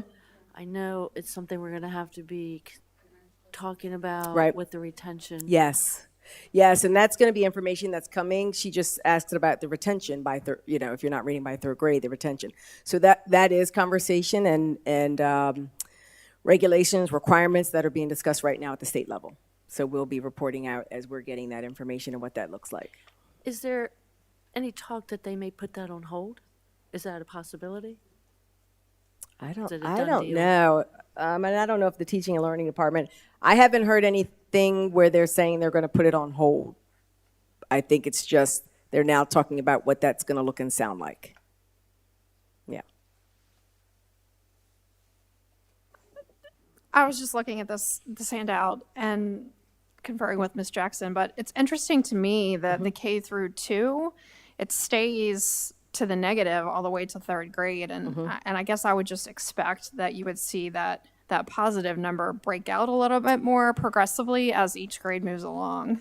Yeah, and just a little bit of background on this particular assessment too. So this is a timed assessment, and I know when we were at our listening session last night, one of the teachers was there who administers this, or at least works with the interventions, and was talking about the student didn't like this because it was timed. So we have to also put in context the type of assessment students are taking to get these results. Like I said, this is the one test we have right now that could show us where students are. And they take different segments. So they take letter naming, so the ability to be able to name their letters, to sound out the letter blends. And so there's different components of this test that they take now, and they take other components in the spring. So it's just, various ways that the tests are administered, like the different tests that we're taking. So I guess in conclusion, so all of those were the indicators we have right now, baseline for each of the priorities. As we move along, there'll be other tests that students are taking that will fit under one of the priorities that we'll be sharing out.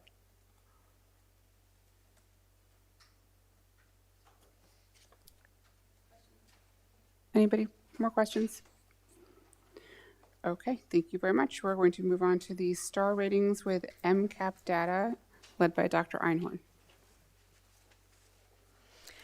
Good evening. The hour's getting late and there's still a great deal on the agenda. I have a tendency to be verbose, so I will try to be even more concise than I tried to make my notes. Good evening. Thank you for the opportunity to share with you the Maryland State Accountability System report cards for each one of our schools. I am going to, before I get to the star ratings, as we probably all know them as better, do want to hit on some questions that the board had regarding MCAP from the presentation that was given in September. I did ask Dr. Pepikai if I could wait and give those responses with the star ratings, because we know MCAP and student proficiency and growth on MCAP is a large part of the star ratings, so they just fit together well for one presentation. So the first question the board had was, what information do families get regarding their students' progress on MCAP? And MSDE does have a comprehensive guide on their website for parents and caregivers regarding MCAP and how to interpret their student scores. And I've included the website where families can go and see that.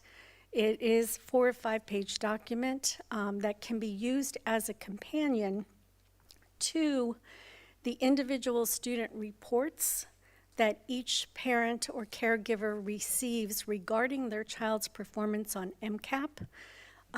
You will see this is a sample, and I do believe we also have it in your board docs as well as another one.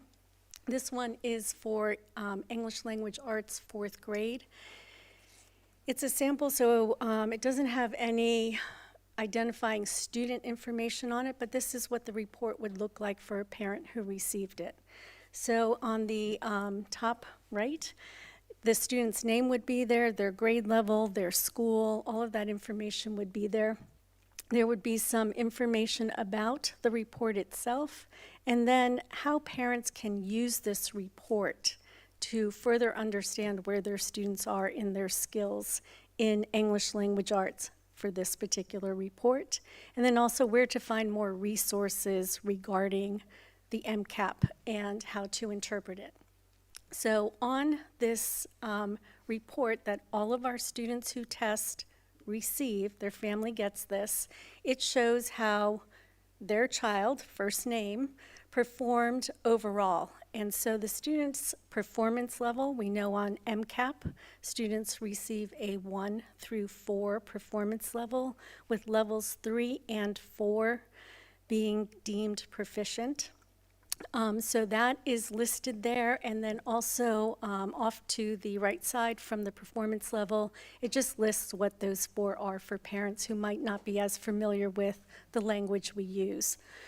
There is a bar underneath that, which is a clear visual for parents to see how their child is performing. In this case, the student scored a 771, which is in the level 3 and above the 750 cut score for being proficient. The parent will also get data about the average school score, the district or LEA's average score on this same 4th grade ELA MCAP assessment, as well as the state average. So parents can take a look at their child's score and get a sense of how their child's performance is looking in comparison to their child's school, the district in which they're served, as well as the state. And then off on the far right side at the bottom, you can also see how students across Maryland performed with the percentage of students in each one of the performance levels.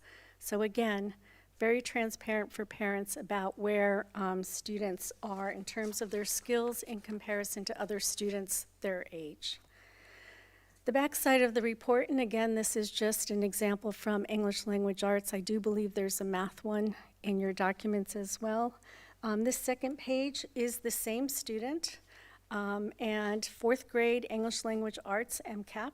The information gives more detailed information about the student's performance on specific aspects of the 4th grade ELA MCAP, specifically in reading and writing. So you'll see the 2 columns there where it breaks that out. You'll notice in this student's case, who is a proficient student overall with a 771, the parent can see that their child scored a 74 in reading, which is above the 50-point threshold for proficiency. So they can see that their child was actually on the higher end of proficiency in reading. And then below that, they get more information about different types of reading their student engages with on the MCAP assessment. And the legend on the sign lets them know whether or not their child was proficient in those specific areas, or whether they are developing in their skills, which would be the 2, or if they are beginning learners. And all of those designations are explained towards the bottom. So again, just wanted to share with the board, for those of you who are not getting these reports home, that our parents do receive these in a timely fashion, and we always encourage parents beyond this to contact their school, whether it be the principal, the counselor, their child's teacher, to consider what else they might need to know to put this one single test in context of their child's overall learning. The second question that was raised, sorry, I don't want to lose my notes here, was about how close our students were to proficiency. We know that a 1 and 2 is deemed not proficient. 3 and 4, a student is deemed proficient in the grade level standards. This slide lists each one of the MCAP assessments that was administered in the spring to our students. You'll see that the English Language Arts tests that our students take in MCAP are in the top half, and then the math assessments they take are in the bottom half. The blue bar is what I reported to you in September. That is the actual percentage of our students who were proficient on the spring administration for that test. The board did ask for information about students who were within 5 points of being proficient, and you will see that percentage in the green. So, for example, at the very top, the ELA grade 3, we had 43.6% of our students deemed proficient this year. We had another 9.7% of our students who were within 5 points of being proficient. We did also make the decision to include proficiency up to 10 points away, because on the MCAP, depending on the complexity of the question, a single question can be worth more than 1 point. So we thought it was important to include that, as well as we were trying to figure out how many students were close to that proficiency rate. So that would add another 8.4, I'm trying to read it, to the grade 3 ELA. So we see our students are close to that proficiency. So one of the things that we're working on is, what does it take to move them over that bar, past that 750, so that additional 15% of students are showing what they know. So MCAP is an hours-long test, right? Yes, over multiple days. How many questions would you say on average?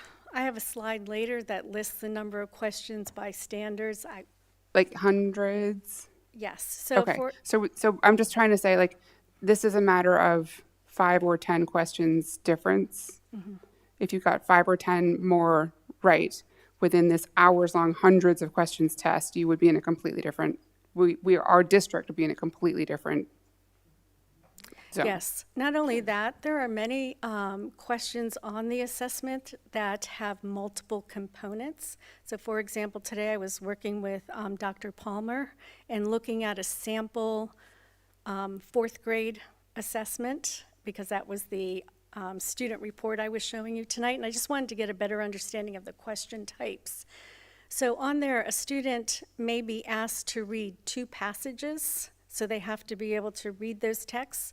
Then they're asked a question where they have to answer the first part, and then there's a second part where they have to select from 5 choices which 2 are the best. So if the student gets the first part incorrect, then the total question is wrong, even if they have the correct choices at the bottom. So there's a lot of scoring nuances to the test, but what students are being asked to do on it, again, is very complex. So we talk about a lot. We say, hey, if a kid just chose to eat breakfast that day or whatever, like 5 or 10 questions. If a kid just didn't get bored 2 hours into it, maybe 5 or 10 questions, like it seems like those things that were just kind of like, we just throw them out there. I was like, oh, maybe, but really, oh, maybe it would change everything. Yes, and we had professional learning last week. Thank you to Ms. Warner for her work on that, where we heard about just some of the aspects that go into the science of learning around how much cognitive load are we putting on our students at one time, how many things can they juggle in their mind at once. So there's a lot a student has to be able to do, even just to interact with the assessment. So that is true. So again, this was information the board asked for, and I'm happy to share that with you. Another question that was asked was, how do we analyze the data? So again, this is just an example from mathematics. So in addition to the charts that I share with you with the level of proficiency, we don't just look at that. We start to dig into what has contributed to students' scores on those assessments. So here what you see is us taking a look at the different grade levels and then looking at domains to identify specific areas of relative strength and areas where we need to focus on with the students.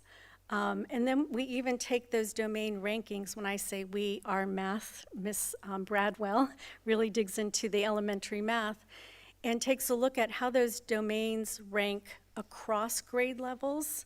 And then she also does that for grades 7 and 8, so we can start to see where are students performing on that domain well, and then where are they starting to have difficulties, so we can look at our curriculum, our pacing guides, to determine if we need to make some changes there. We go even further, and again, I apologize for talking so quickly, but we take a look at every single standard and how students performed on every single standard they're assessed on the assessment.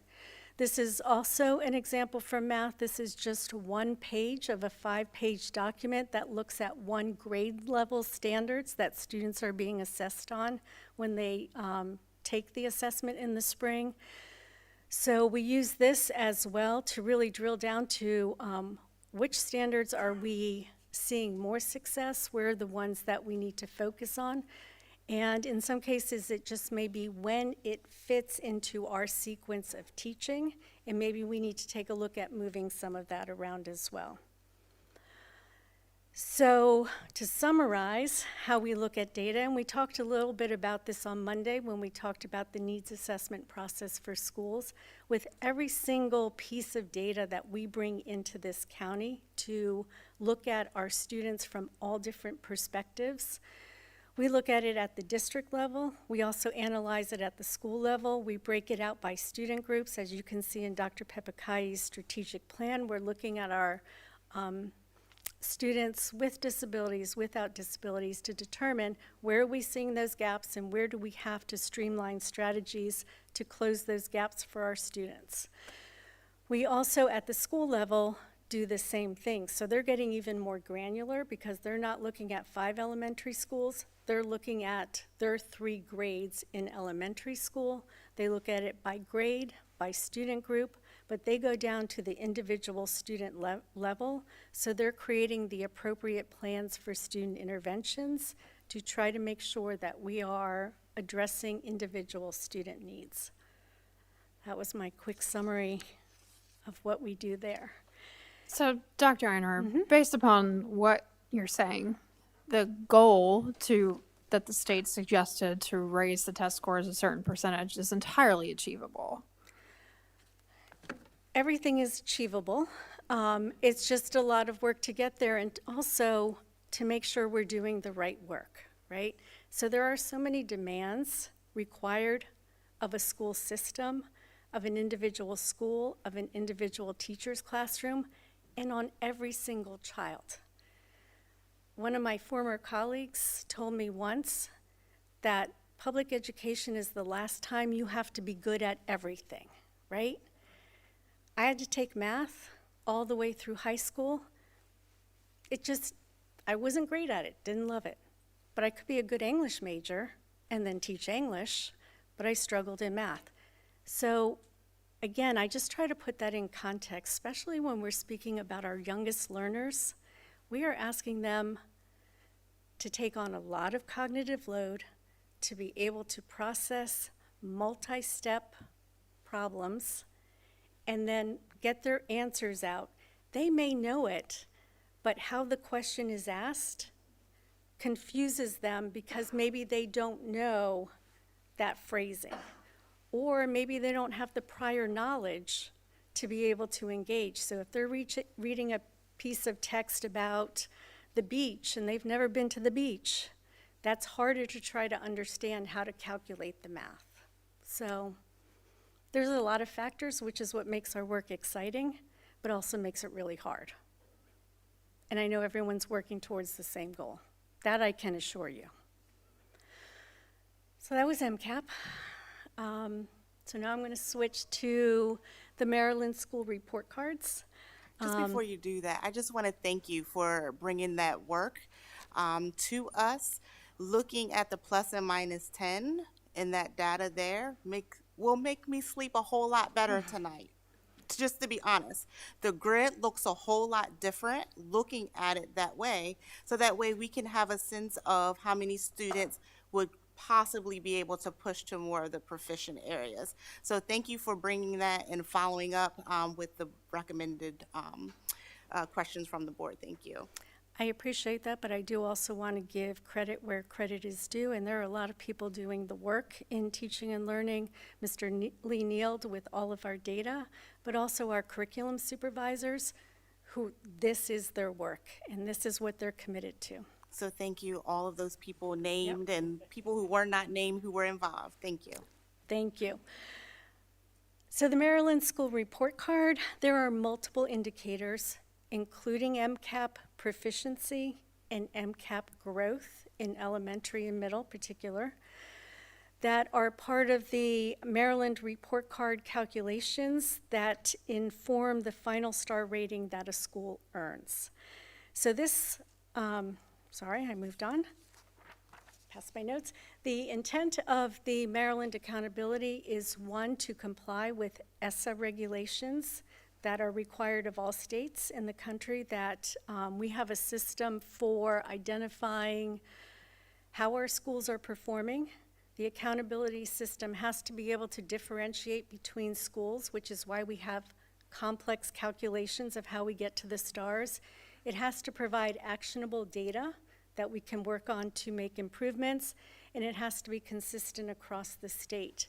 So I shared with you last year in a lot of detail all of the components that go into the star rating. I'm going to be much more brief tonight.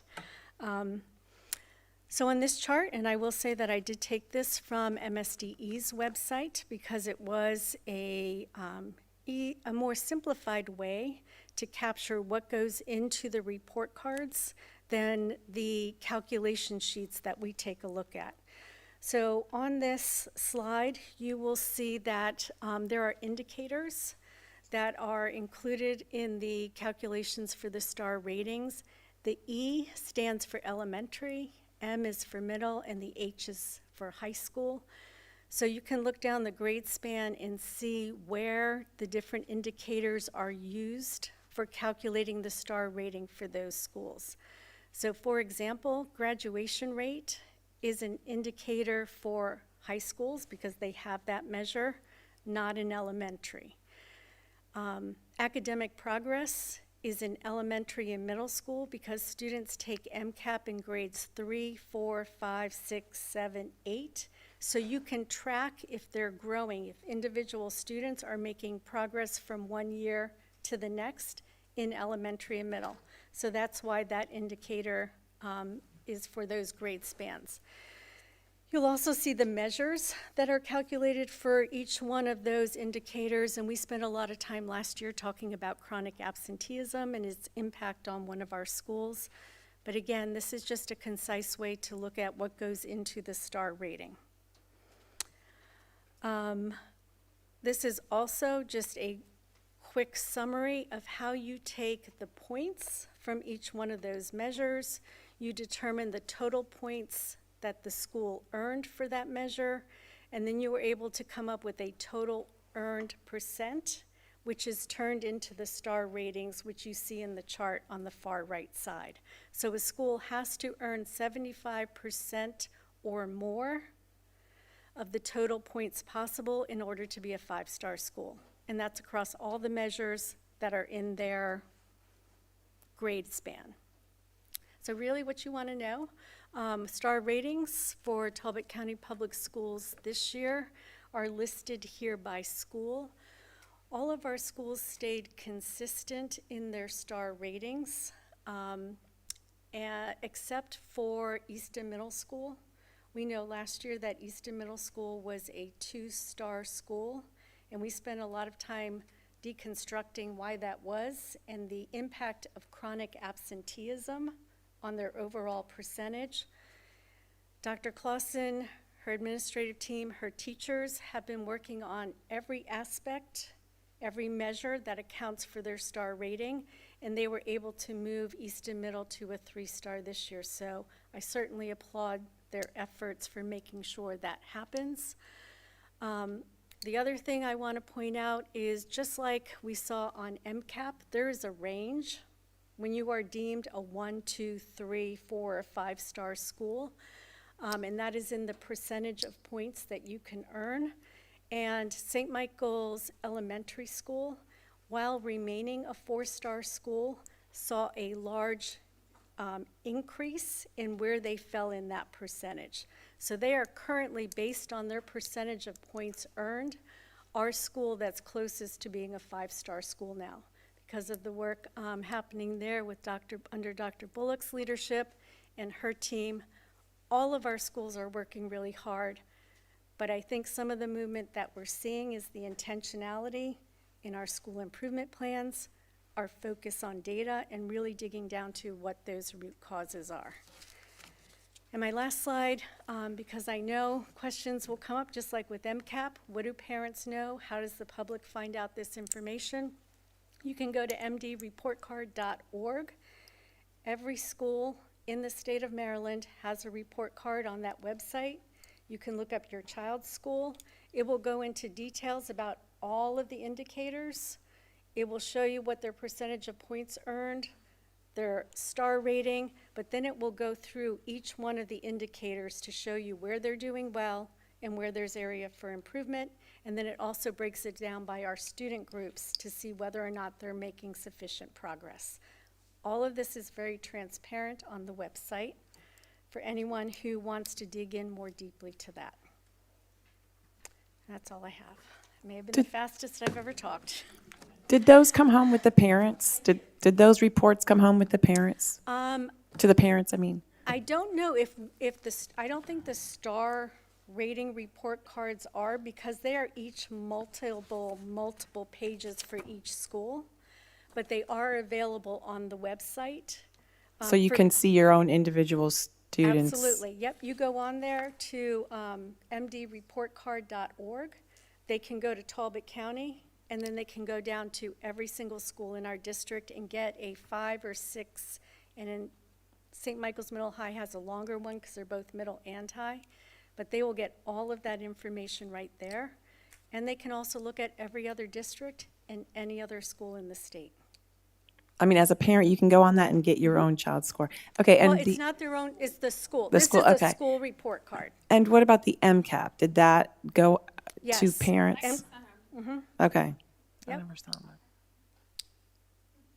Yeah, we are required to send those home. All right, thank you very much. Thank you, Dr. Einhorn. Next up, just want to make sure I'm on the right page. No, we skipped something. No. Next up, we have nominations committee for board officers. It doesn't need a slide. That's okay. So I'm just going to read the handbook, which Dr. P. Nicely gave me. Procedure for election of officers, nomination by a committee. The board president shall appoint a nominating committee in advance from the board membership during the November meeting. The nominating committee should meet to discuss and propose a slate of officers. The chairperson of the nominating committee will report the slate of officers during the December board meeting, and the committee is discharged when the report is formally presented to the board. So, long way of saying, the president selects a nominating committee, they confer, they choose the next president and vice president, you present it at the December board meeting, everybody votes, we move along. Should you disagree with what is presented at the December board meeting, you can nominate against the slate. So you can say, I would prefer this other person, I nominate so-and-so, that person has to accept your nomination, and then it's another vote. Just so you know, that's the process for doing that. Last year, we tried to solve some confusion about this and create a standardized procedure about how we would go about appointing nominating committee, because it was done sort of not so transparently in years past.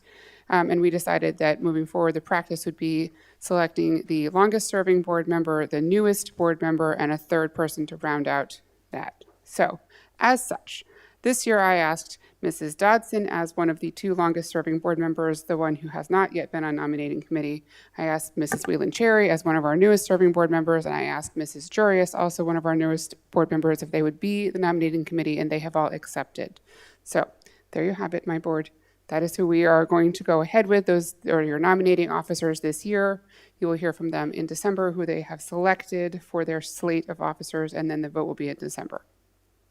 Questions? Okay, thank you. Now we can move on.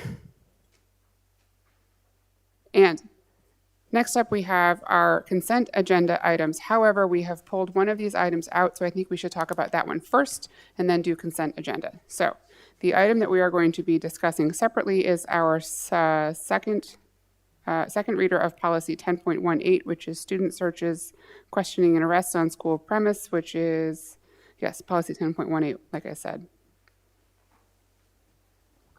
Mrs. Spurrier, there you are. Yes, thank you very much.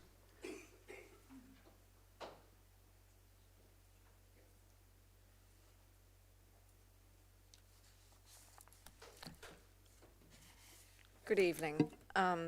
So I don't believe that there's been any comment to date. I'm not sure if there are questions that you have that I can answer. I thought this was something that was of the nature that it merited hearing a little bit more about it tonight, just giving a brief synopsis of it. It's just something I think that is important for the public to be aware of, to understand what the policy was before, what the policy is now, and what some of the implications might be. Sure.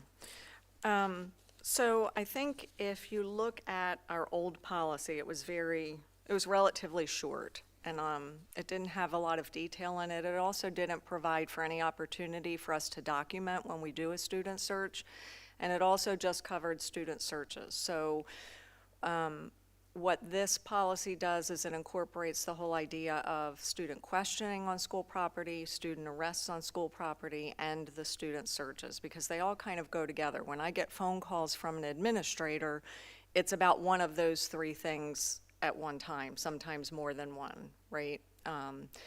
And so we tried to put everything in one place where they could go and find that information. And so our other policy didn't have definitions. We put in some definitions there. For example, we defined what an intimate area is on a student's body. We defined what a strip search is, what a self-search is, and obviously strip searches are never acceptable under any circumstance, and the first go-to for an administrator should always be to have a student self-search if we believe they have something on their person that's a violation of TCPS policy or law. And when I say self-search, it's exactly what it sounds like. So we would ask the student to pull their pockets inside out. We might ask them to shake their waistband. We might ask them to take their sweatshirt or their coat off and shake that. We don't want to put hands on students unless we absolutely had to. And even if we had to, let's say we had to pat down like the leg of a student, we would avoid any intimate areas of the body. So we clearly define that intimate area is any part of your body that would be covered by an undergarment. So there are some definitions in there that I think will give a lot more guidance to administrators. And then there's just the general standards. What's a reasonable search? Our standard for a search in the schools is less than what a police officer might have. So they need probable cause. We need reasonable suspicion or reasonable cause. And so when you're searching a student, you need to make sure you have reasonable cause to believe that they have that item. We define specifically what an authorized searcher is. And then we go on to talking about the role of a police officer. A police officer cannot search a student in school, even our SROs. They are police officers. It has to be a school administrator. a principal, an assistant principal, a school security staff person under the direction of an administrator, or in a rare instance, a teacher who is on a field trip with a student and there's not an administrator present. So we go into those details, and then the actual guidelines for the personal searches and the training of them, and how do we document when a student is searched. Up to date, we don't document that. And so this new policy, AR, is going to require that administrators document on a form that they searched a student, what they found, what was their reasonable cause for conducting the search, so that we've got that documentation. And it also gives us documentation that we've trained everybody, and that a teacher who's going on a field trip is an authorized searcher, and they've been trained as well. And we'll have that documentation because that puts us in compliance with what the law says. I assume you have standardized forms for those? Yes. Yep. Searching a vehicle, there's a section about that. What to do with items that are seized from a search. Right? We want to make sure that we're turning anything that's illegal over to our SRO or law enforcement. We talk a little bit about the use of drug detection dogs.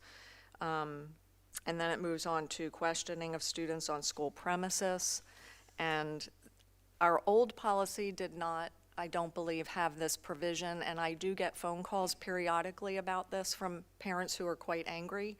Under the law, we don't notify parents if the Department of Social Services is coming in to investigate a child abuse or neglect case. That's what the law says. So we did put that in there, so hopefully that is informative to parents as they look through this as well. And then in the rare instance that we have a physical arrest on school property, there is arrests on the premises. There's a section about that. We do have arrests on property, right? If there's a fight and it's significant enough that our SRO is going to charge that student, that counts as a paper arrest, and we report that to the state. Most of our arrests are paper arrests. There is a rare instance every once in a great while where a student is physically arrested and removed from property. So it gives principals guidance of what to do if and when that occurs. So that's kind of it as an overall.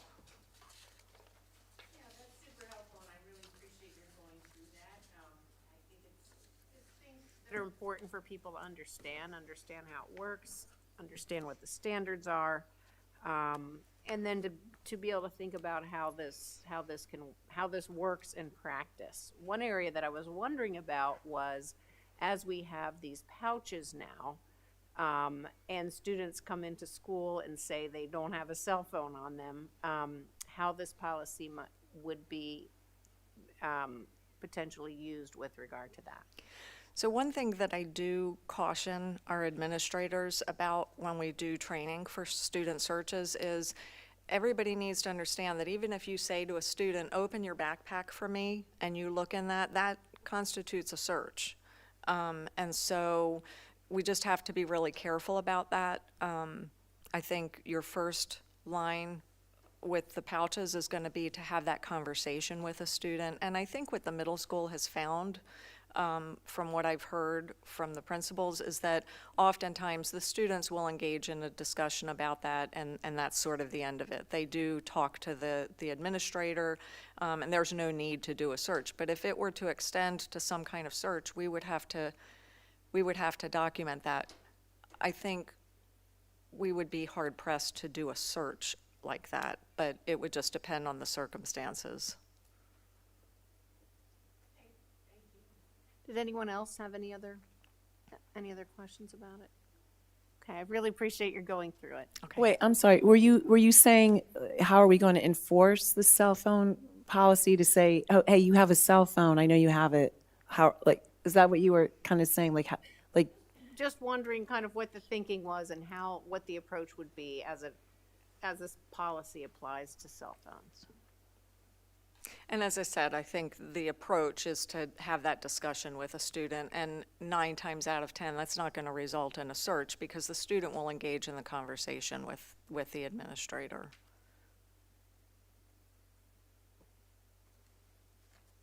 I make a motion that we approve policy 10.18, student searches, questioning, and arrests on school premise as presented this evening. Second. All those in favor? Aye. Any opposed? Thank you, Ms. Spurrier. Thank you. Okay, moving on to our consent agenda items. We have explained consent agenda. These are the items in consent agenda minus policy 10.18 because we just voted on that. So I make a motion that we approve our consent agenda items as presented this evening minus policy 10.18, which we already voted on. I'll second that. All those in favor? Aye. Any opposed? Okay, thank you very much. Next up, we have our personnel report with Dr. Horsey. Oh, I have one thing here.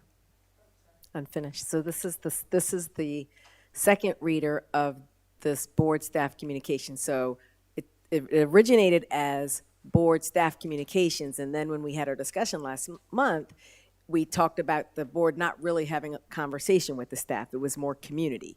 So I struck out staff and changed this to board community communications. And so this speaks of the board. And we also talked about the Board of Education of Talbot County, herein referred to as the board. And so we changed all that language to the board, basically encouraging advice and counsel from citizens, making sure that they're, in tune.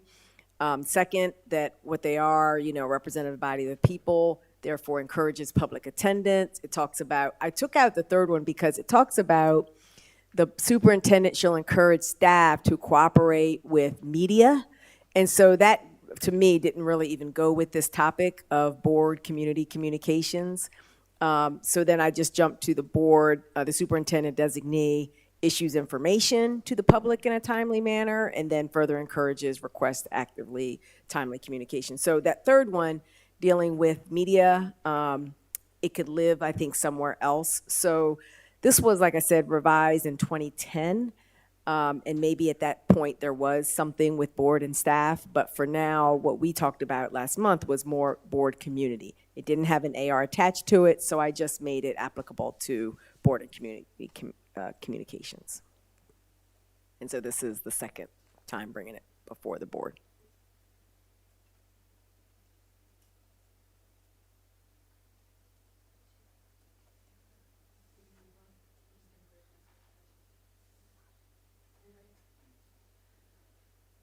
I make a motion that we approve policy 2.9, board staff communications. I'll second it. All those in favor? Aye. Any opposed? Okay, thank you very much. Minimum school funding, initial presentation was in October. Mrs. Jones.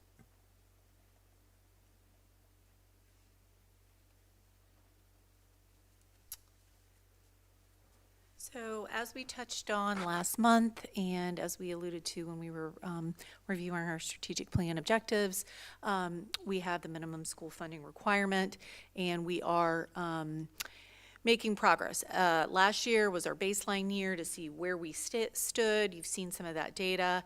FY26, you're going to see tonight where that data compares to last year, and then we have FY27 and beyond. And the way the law currently is written is that this year, in areas where we were not compliant last year, we have to show at least a 50% improvement overall within a program, within the number of students that are qualifying within that program. And so there are some very valid reasons that we may not make that progress. Any district may not make that progress, and I'm going to talk you through a few of those reasons and why we would like to apply for a waiver for those reasons. Currently, the law is that next year we would be fully compliant, and generally it is 75% in a given program that has to be spent at the school. The exception to that is the community school funding through concentration of poverty. It has to be 100% spent at a school in a given year. By law, the AIB had a develop this waiver process, which they have done. The due date for those waivers is December 1st, so that's coming up very quickly. We have to, in our waiver, explain not only why we are where we are and why we're requesting the waiver, but also what's our path to full compliance by FY27. It requires that we conduct public engagement. To that end, we have put up some information on our website and requested public feedback. And so the issue is, if we were not to meet these funding requirements, if we were to be found to be not to have made the progress in FY26 over last year, potentially MSDE could elect to withhold some of our funding. They have not set rules against that. They have not said what that means. It is around the new funding, quote unquote. They can withhold up to 25% of new funding that we're getting in FY26 over prior year. But it's a little nebulous, it's a little unclear, and the AIB acknowledges that they need to kind of come up with their own policy around that. They've also said to us in our recent progress monitoring report, it's not their desire to withhold funding from any school district. So this is not the outcome that they want. So just very quickly, I'm going to go through these slides, not in any detail, but basically this is these are the targets that we are reaching for in FY26. So for the most part, this is 75% of the funding in these categories that are subject to this MSF requirement. This is not the 100% of the funding we get, but just the minimum school funding target. So, and it's not every piece of revenue we get, because not all the revenue we get, transportation grants, the Blueprint Coordinator Fund, there's various pieces we get that are not subject to this minimum school funding requirement. So those aren't reflected up here.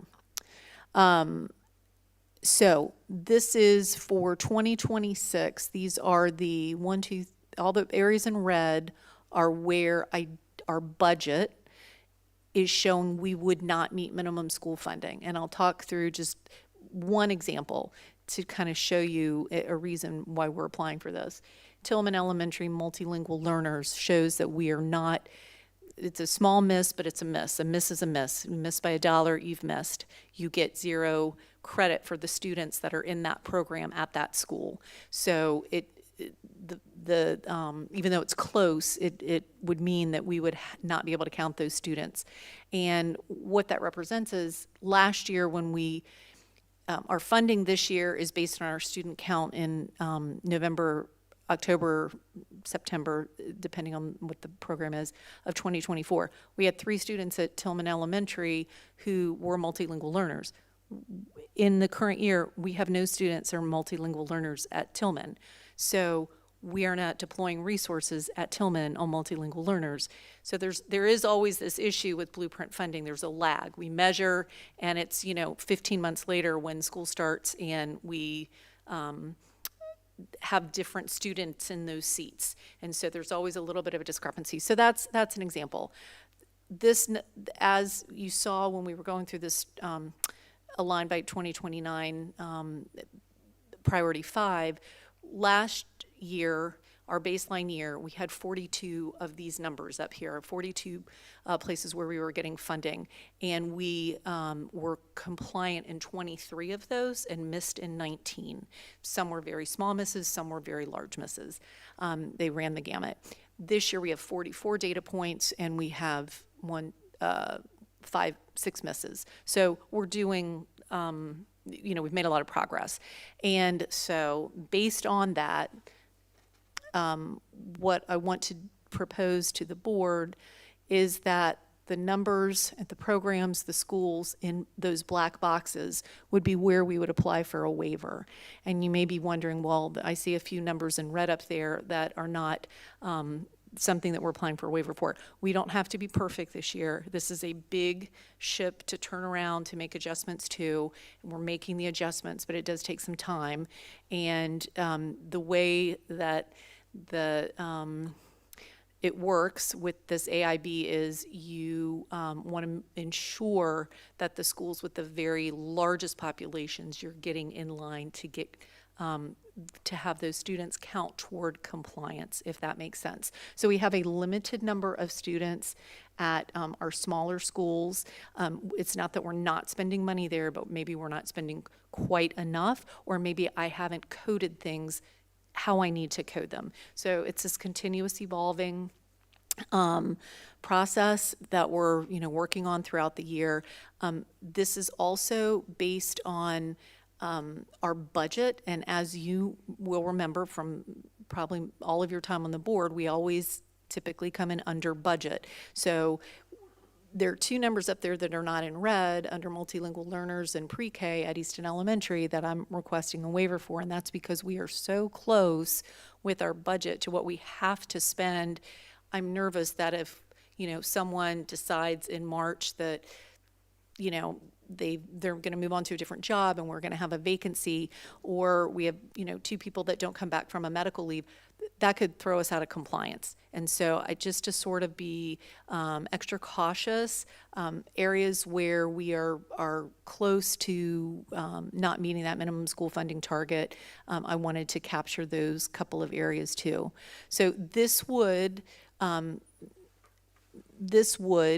get us compliant, and we developed these with the help of a consultant that we've used assigned to us by the AIB. We've been working with her for about a year and a half, and she's working with several other districts. So together, we felt like this was a solid plan for the 2026 year with an eye on full compliance for 2027. Before we move on, can I ask you a question? Sure. I'm going to ask you about that Easton High School number. Yeah. Why is the foundation number at Easton High School so much lower, especially as compared to like St. Michael's Middle High, when I know the population at Easton is so much larger? It's for that reason. Is it So, that and why? that number Yeah. was $900,000. That was a $900,000 miss last year. So there's a lot of movement. So I'll explain a few things about Easton High. If you look straight across the line of Easton High, you can see in all other areas we're way overspending. For example, in college and career ready alone, if I just took those teachers, our CTE teachers, which I have moved some of them, last year we, in 2025 in our data, we were spending way, I think it was $800,000 or $900,000 over the funding we were getting for college and career ready, because I was including not only our dual enrollment, but our AP fees, all of which are supposed to be in the college and career readiness funding, as well as all of our CTE teachers. So I don't have to charge the CTE teachers there. I moved many of them into the foundation, and that's a big part of the reason that underspending, if you will, in the foundation has gone down. But if you look straight across, and add those numbers up, we obviously are spending at Easton High in aggregate more than the minimum school funding for that school. Does that make sense? Okay, well, compensatory education. So there are things that I've tagged to compensatory education, which are additional supports. I could just as easily, my philosophy has been to tag cost to the most restrictive bucket that I can, because those are the hardest ones to meet. So if I have teachers that are serving our multilingual students, I could charge them to the foundation, but because they're serving multilingual students, I'm going to charge them to multilingual. So I can reallocate some of those teachers, some of those people, to make that foundation number look so that there's a zero, but then it appears that we're spending less resources on our multilingual students, and they really are getting those benefits. So I can, like I said, it's an evolving methodology, we'll say. I'm not putting it on you, because I know that it's evolving and you're just trying to do Right. what they're asking us to do. This is the part of Blueprint that worries me, is that we're not necessarily funding in places where we've been underfunding. We're just sort of moving it and calling it Right. different things. And this is just one example of how we do that. And we do it in a lot of different ways to meet the requirements of Blueprint without actually doing anything differently or changing anything. We're just filing it in a different box. Do you know what I mean? And so that doesn't necessarily, to me, indicate that we are implementing the heart of Blueprint with Fidelity. It just means that we're like moving stuff around to be like, yes, we're doing it, we're fine. We're not really going to take your, you know, and I don't get me wrong, this is a giant pain in the butt. And like I kudos to you and your whole department for doing this at all.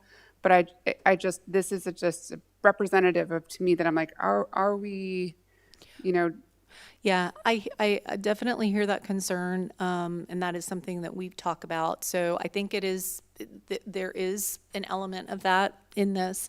I think the thing to understand is that Easton High School historically has always been the least amount of money per student, per pupil funded of all of our schools, and I think it's just the fact that it's such a big school, and we can have, so St. Michael's Middle High is also a comprehensive high school like Easton High. But in St. Michael's Middle High, to offer some of the courses we offer, it's more expensive per student because there aren't as many students in, you know,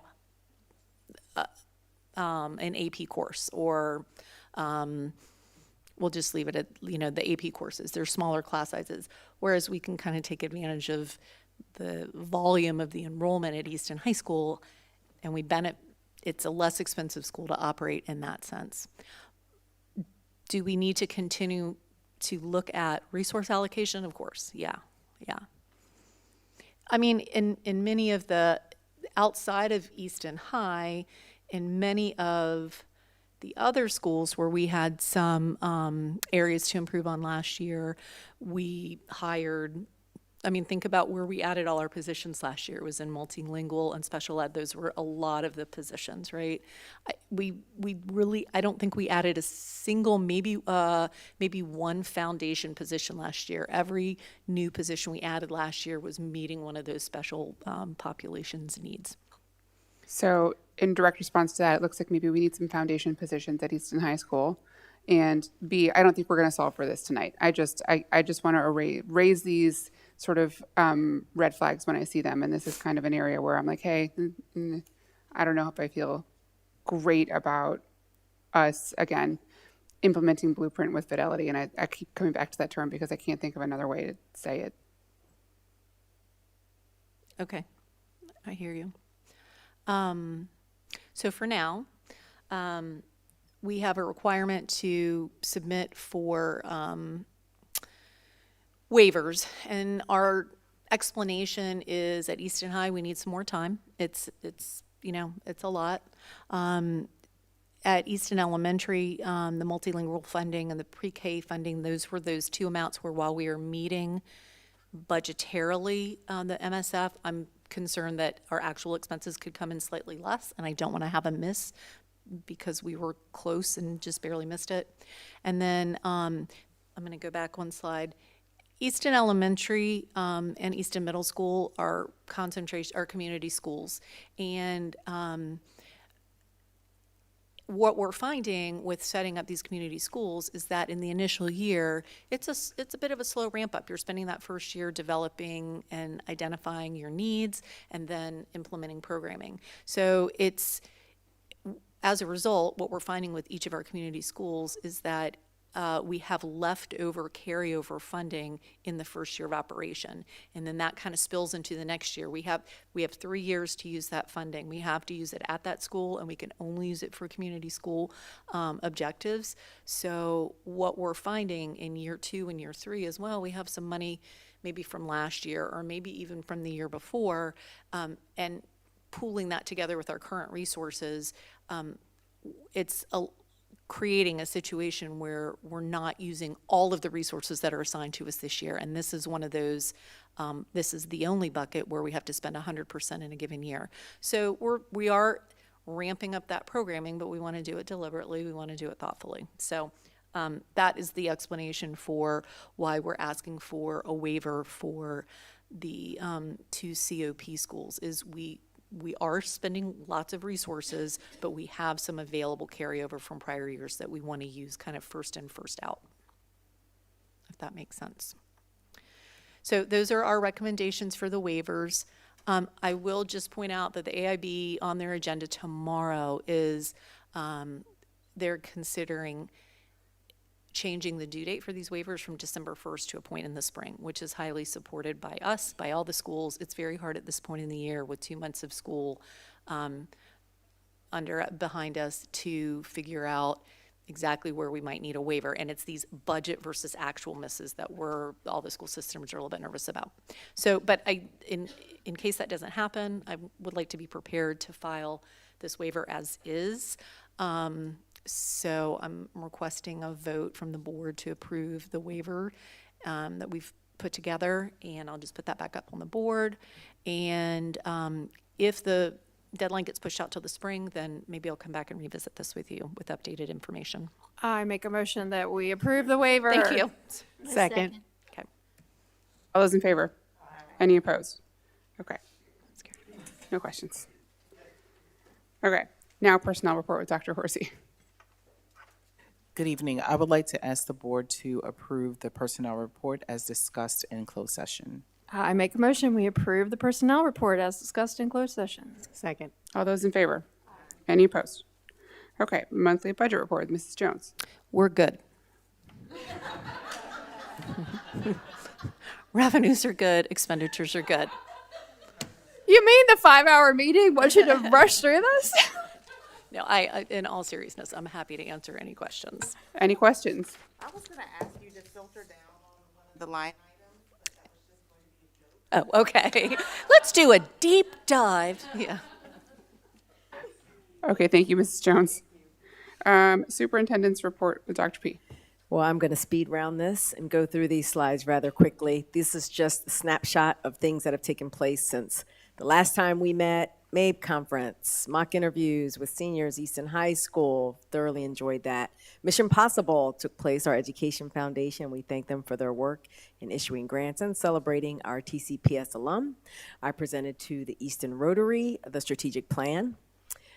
We went to the Judy Center, Miss O'Connor, Miss Amy Dotson. We visited 3 Judy Centers, so we thoroughly enjoyed that. Again, focusing on our early learner. Marathon Health Center is still moving forward, looking for a ribbon cutting at the end of January, so we are scheduling a walkthrough with our board for that. Professional Development Day, you heard Dr. Einhorn talk a little bit about that, about cognitive load of students.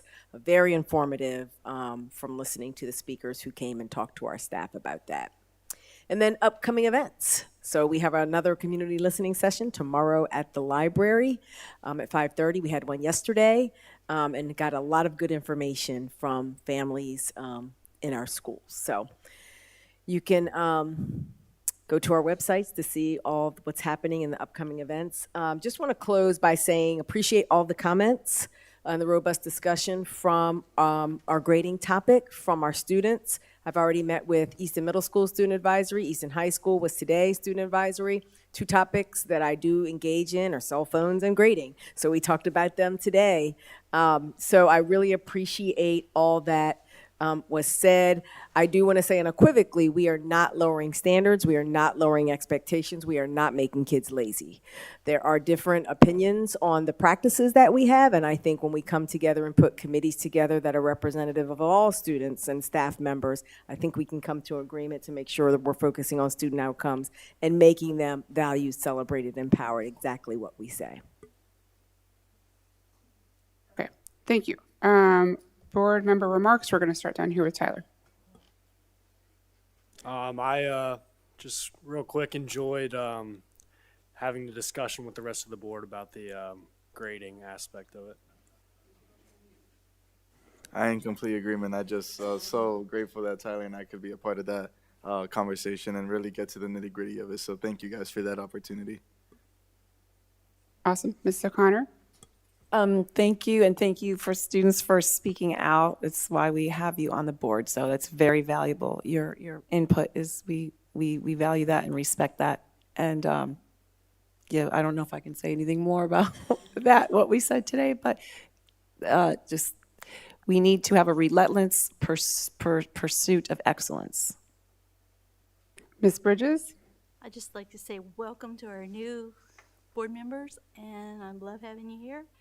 And I really want to say thank you so much to our police that have protected us through this troubling time that we've been through. And I think it's great we all pulled together and we got through it. And I'd like to thank each and every one of you for doing that. I know Dr. Horsey, it was a big, big thing for you, and Dr. Pepikai also. And I really want to get to the bottom of getting our grades right, because our kids deserve it. Ms. Dodson? I'm going to be short and sweet. Thank you for recognizing our first responders. They are so important to our community. I was thrilled to see all of them here. And I also want to thank our student board members for jumping into the conversation. I encourage you to do that every month. Ms. Whelan-Cherry? So I want to congratulate Miss Effler, who left hours ago. She was very instrumental in helping my daughter with her opera career, and of course my son's a first responder, so thank you for that. I do want to throw out there, Festival of Trees starts Saturday after Thanksgiving, so please come out. The kids will be performing. Lots of trees and everything goes to hospice. Yeah, do that, please. Ms. Jurius? I'll just echo thank you to our student board members. We really value your participation and your comments and your insights that we wouldn't otherwise have from your perspectives. We appreciate that. We appreciate all the thoughtful work of the whole TCPS team, Dr. Pepikai, and each of you who presented tonight. Your thoroughness and thoughtfulness as you navigate these things are very much appreciated. Thank you. Ms. Strawberry? Just going to say I'm proud of the work that was presented tonight. It really shows transparency, and it gives us an idea on where we are right now and where we want to go. So we just are trying to go up from here, however that looks like. Awesome. Thank you, everybody, for being short and sweet with everything that you have said and done tonight. Thank you all for being here. I want to say a personal sort of remark this month. It has been a huge week for me and my family. My littlest guy had a massive surgery, and I've been thinking a lot about two things. Two words have been wrapping around in my head, and I've been thinking community schools, which doesn't mean what I'm going to say, and wraparound services, which doesn't mean what I'm going to say either. But I'm so thankful that I live in this district where we have true community schools. I feel like they have wrapped their arms around me and my family this week, and I just feeling the love, and I'm so thankful for our TCPS family and everything that everybody has done for us and looking out for my little one. So kudos to everybody. You are so appreciated by the Jackson family. And it is the season of thanks. So from the entire board to everybody who is still listening, A, thank you for still listening. It's fairly late. And B, we wish you all a very, very happy, healthy, wonderful Thanksgiving with your families. I hope everybody has a nice little break from school and comes back to us with full hearts and full bellies and has a wonderful time. So with that, would anybody like to make a motion? Make a motion that we close the meeting. All those in favor? Aye. Any opposed? Didn't think so. Good night, everybody.